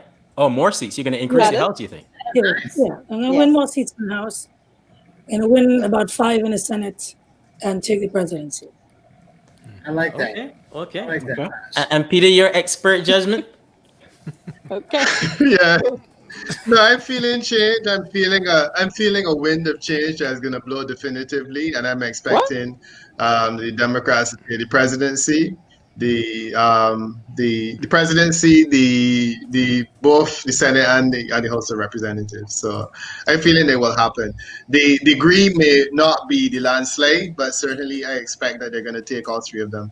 And I really wish you guys all the best in what is going to be a defining election, one the likes of which you've never seen before. So I just hope everything goes well, get out and vote.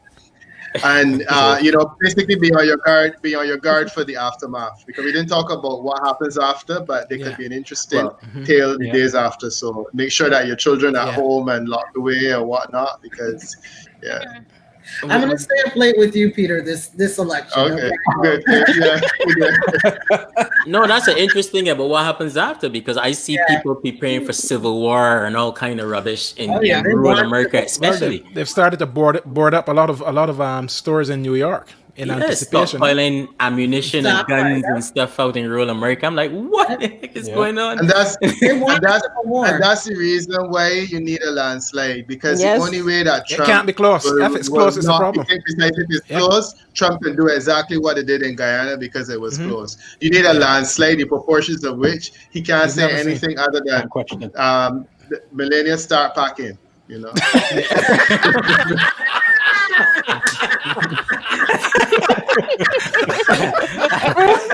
I think he headed south. I think this is one time Trump might be headed for Mexico. The movies where when you don't longer have power, you run to Mexico and try and get away from the American laws. You scale the wall? What? I think he might be scaling the wall. Because I think he has a lot to answer for. What? Yeah. I think he has a lot to answer for, but we'll see what happens on Tuesday. I mean, Mark, Philip, y'all guys want to call it too, or are you just leaving it to the guests? What are you thinking? I think the number of people who have started to vote and the long lines are never a good sign for the incumbent. So I feel it will be a Democrat win, and I hope that they take the Senate also. Phil? I remain uncertain, to be honest. Well, you was calling it for after the debate. You was calling it for Trump, weren't you? I was definitely just looking at the debate, and I thought that Biden wasn't really presenting a case of this is the policy that he's bringing in. He was trying to fight this. I'm better than Trump. I'm not Trump. Vote for someone that's not Trump. I didn't think that was the right way to go about it. So I was leaning towards, I think Trump is going to get it back again. But I don't know. But you have a lot of privilege. You're way over in the UK. I know, and I'm using it. So you can give us maybe strong. Yeah, exactly. Yeah, we're taking anything. If they put a rock and they draw a face on it. But I'm sending prayers and hopes over Yeah, with my Great privilege. prayers and hopes. So okay, Yeah. okay. we But need both. For Both. a safe election, and whatever see, the outcome, I myself you'll don't be even know, prosperous. but I hoping for a Biden win personally. And I hoping to take the Senate, but with the Senate, you just never know because the way how that works, you just never know with the Senate because people tend to vote one way for the presidency and then say, oh, but it needs checks and balances, so they vote the other way for the Senate and sometimes the House. So you never know. But personally, I hoping for Biden win. We'll see if that happens. But guys, look, 2 hours and you guys stuck with us. Our audience there, you stuck with us as well. So thank you very much. No, it's been a pleasure just having a good old discussion here. You know, we tell everybody, or we are not political. Well, I did do political science, but we're not political scientists, apart from probably Peter and Alicia there in some form or fashion.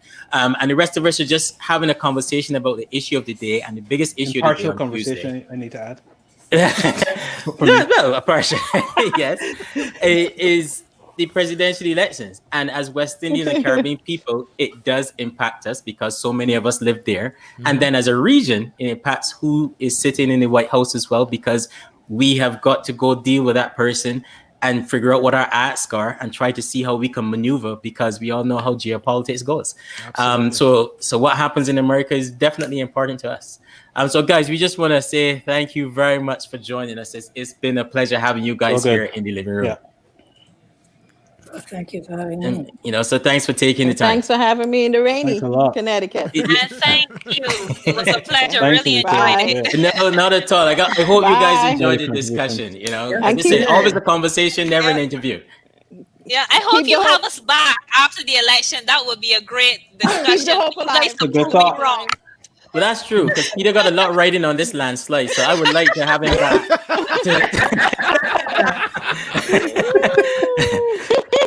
And if he's right, and he's seldom wrong, I presume you can say that, Peter. You know, it would be a good discussion to understand what it was he was seeing, the real definitive things that he was seeing based on his expertise. So it would be great to have everybody back to have a conversation because I think you know what? I think I would just like to watch Peter and Alicia, me personally, after the election. have a go. That's I think a lot of people might be saying that. We might actually have to make that happen. We might have to make that happen. Because I agree with Peter. I think the aftermath is going to be between election and inauguration. I think that's going to be a very crazy period in the United States, to be honest with you, irrespective of who wins. Yeah. I think it's going to be crazy, but we'll see. We'll see. But thanks, guys. Thanks for joining us. Thank you. Yes. Right. Stay safe. You too. You too. Especially you. Look, guys, that was a good conversation there. I was really good, yeah. enjoyed that. I love it. Yeah. I love I it. really enjoyed that. And it just so happens, and I think Ayana, someone asked earlier if we had looked for a Republican to come in the conversation as well. We didn't choose Democrats. We just chose people living in the United States. And then we got Peter diaspora. and Alicia on as well. We did actually go specifically to try to find Republicans as well, or someone with that leaning to come into the show. But unfortunately, none of them agreed to come on. So that's where it ended up with the viewpoints that we have. Yeah, and You know? it's interesting that there's a clear split there. Alicia thinks Trump, but hopes not. Yeah. I think everybody is hedging their bets on that one because I think you just don't know. I think 2016 surprised so many people that you just don't know. And the issue is really the Democratic coalition, to be honest with you. Peter alluded to it earlier as well when he says, the Bernie bros just refused to vote for the establishment candidate. And then some of the establishment constituencies refused to vote for the establishment voter as well, the candidate as well. So I think that's what happened. Now, is that going to happen this time around? Don't know. That's going to be fascinating to see because, in the US, it looks as though those lines are drawn so heavily. Right? There. It's hard to see shifting from either side. So I don't know if that's going to happen again or not. And a lot of the splinters are actually within the Democratic Party. Yeah. In that there's the very far left, there's those in the middle, and then there's those that people call conservative light or Republican light. And those people actually sometimes refuse to vote for each other. and that's the issue. That's the issue that That's you have. it. Well, I think Trump is clearly looking to his folks to come out in droves on the day. And, I think that will happen. And I think it probably might. The difficulty with this is if it's close, it's going to be a problem. He got to win by more than 5 percentage points, especially in the battleground states. Yeah, Biden has to, as Peter said, he needs a landslide. Because if it is not a landslide... I see you, Liz, they're will saying be a it's problem. Biden Harris. It will be a blue washer. Blue wash. Or blue rinse. Oh, there. I should not have gone there. But you did. And my mother-in-law, they're saying stay at home, obviously, because of what's happening here in the UK. Yes, we will try. We will try, Mom. home, We will yeah. try. You're right. You try to stay home. But Right. look, everyone who joined us for today, it was a fantastic conversation. We saw your comments. We try to weave in the comments into the conversation, even though we may not address each one specifically. But hopefully you got answers to them as we went on. But thank you for joining us. We are Reglobal. This is the Living Room. If you haven't already, follow us or like us here on Facebook. Follow us on Twitter, on Instagram as well, and on YouTube as well. Follow us there and ring the bell and get notifications for when new shows are coming up. But as usual, it's been great having you here, and we don't take for granted that you choose to spend, your Sunday afternoons if you're in the Caribbean, or your Sunday evenings if you're here in Europe or in the US as well, Sunday for the mornings, afternoon, sorry. With us, we don't take that for granted at all. So thank you very much. Final word, Phil? Nothing, man. It's just looking forward to this week to have it over with and see the outcome. Yeah, I actually looking forward for it to be over with as well. Mark? Yeah, Tuesday night will be an interesting night for us. Well, early Tuesday morning, I suppose. Early Tuesday morning. We actually trying to sort out something, so we actually might be live Tuesday night. So look out for that. We're trying to figure out a few things, but we'll let you know. Basically, we're trying to figure that we don't get locked up with some feeding. But really, keep your eye on the page. Keep your eye on the page. We're trying a thing because I think it would be a fantastic or fascinating group watch as things are happening. But we will definitely let you know. Yeah. If you want to come along with us, let us know too. Oh, for sure. If you think we should do something live on Tuesday, let us know. Hit us in the comments, hit us on the page. Just let us know what you think. We're trying either way, but let us know if you think you might be interested in something like that. And Alicia and a whole bunch of other people. That's my cousin Alicia there as well. Heather, a whole bunch of people. Liz, Avril, I saw your comments there. Thank you, everyone who were in the comments. I know there's always a little show happening there as well. And thank you for that, for taking part in the discussion. Until, Barrow, hey, haven't Sally. been here for a while. Until next time. That was good. Yeah, man. Yeah, a lot of insight there, to be honest. Yeah, Man, it's a lot happening. Great stuff.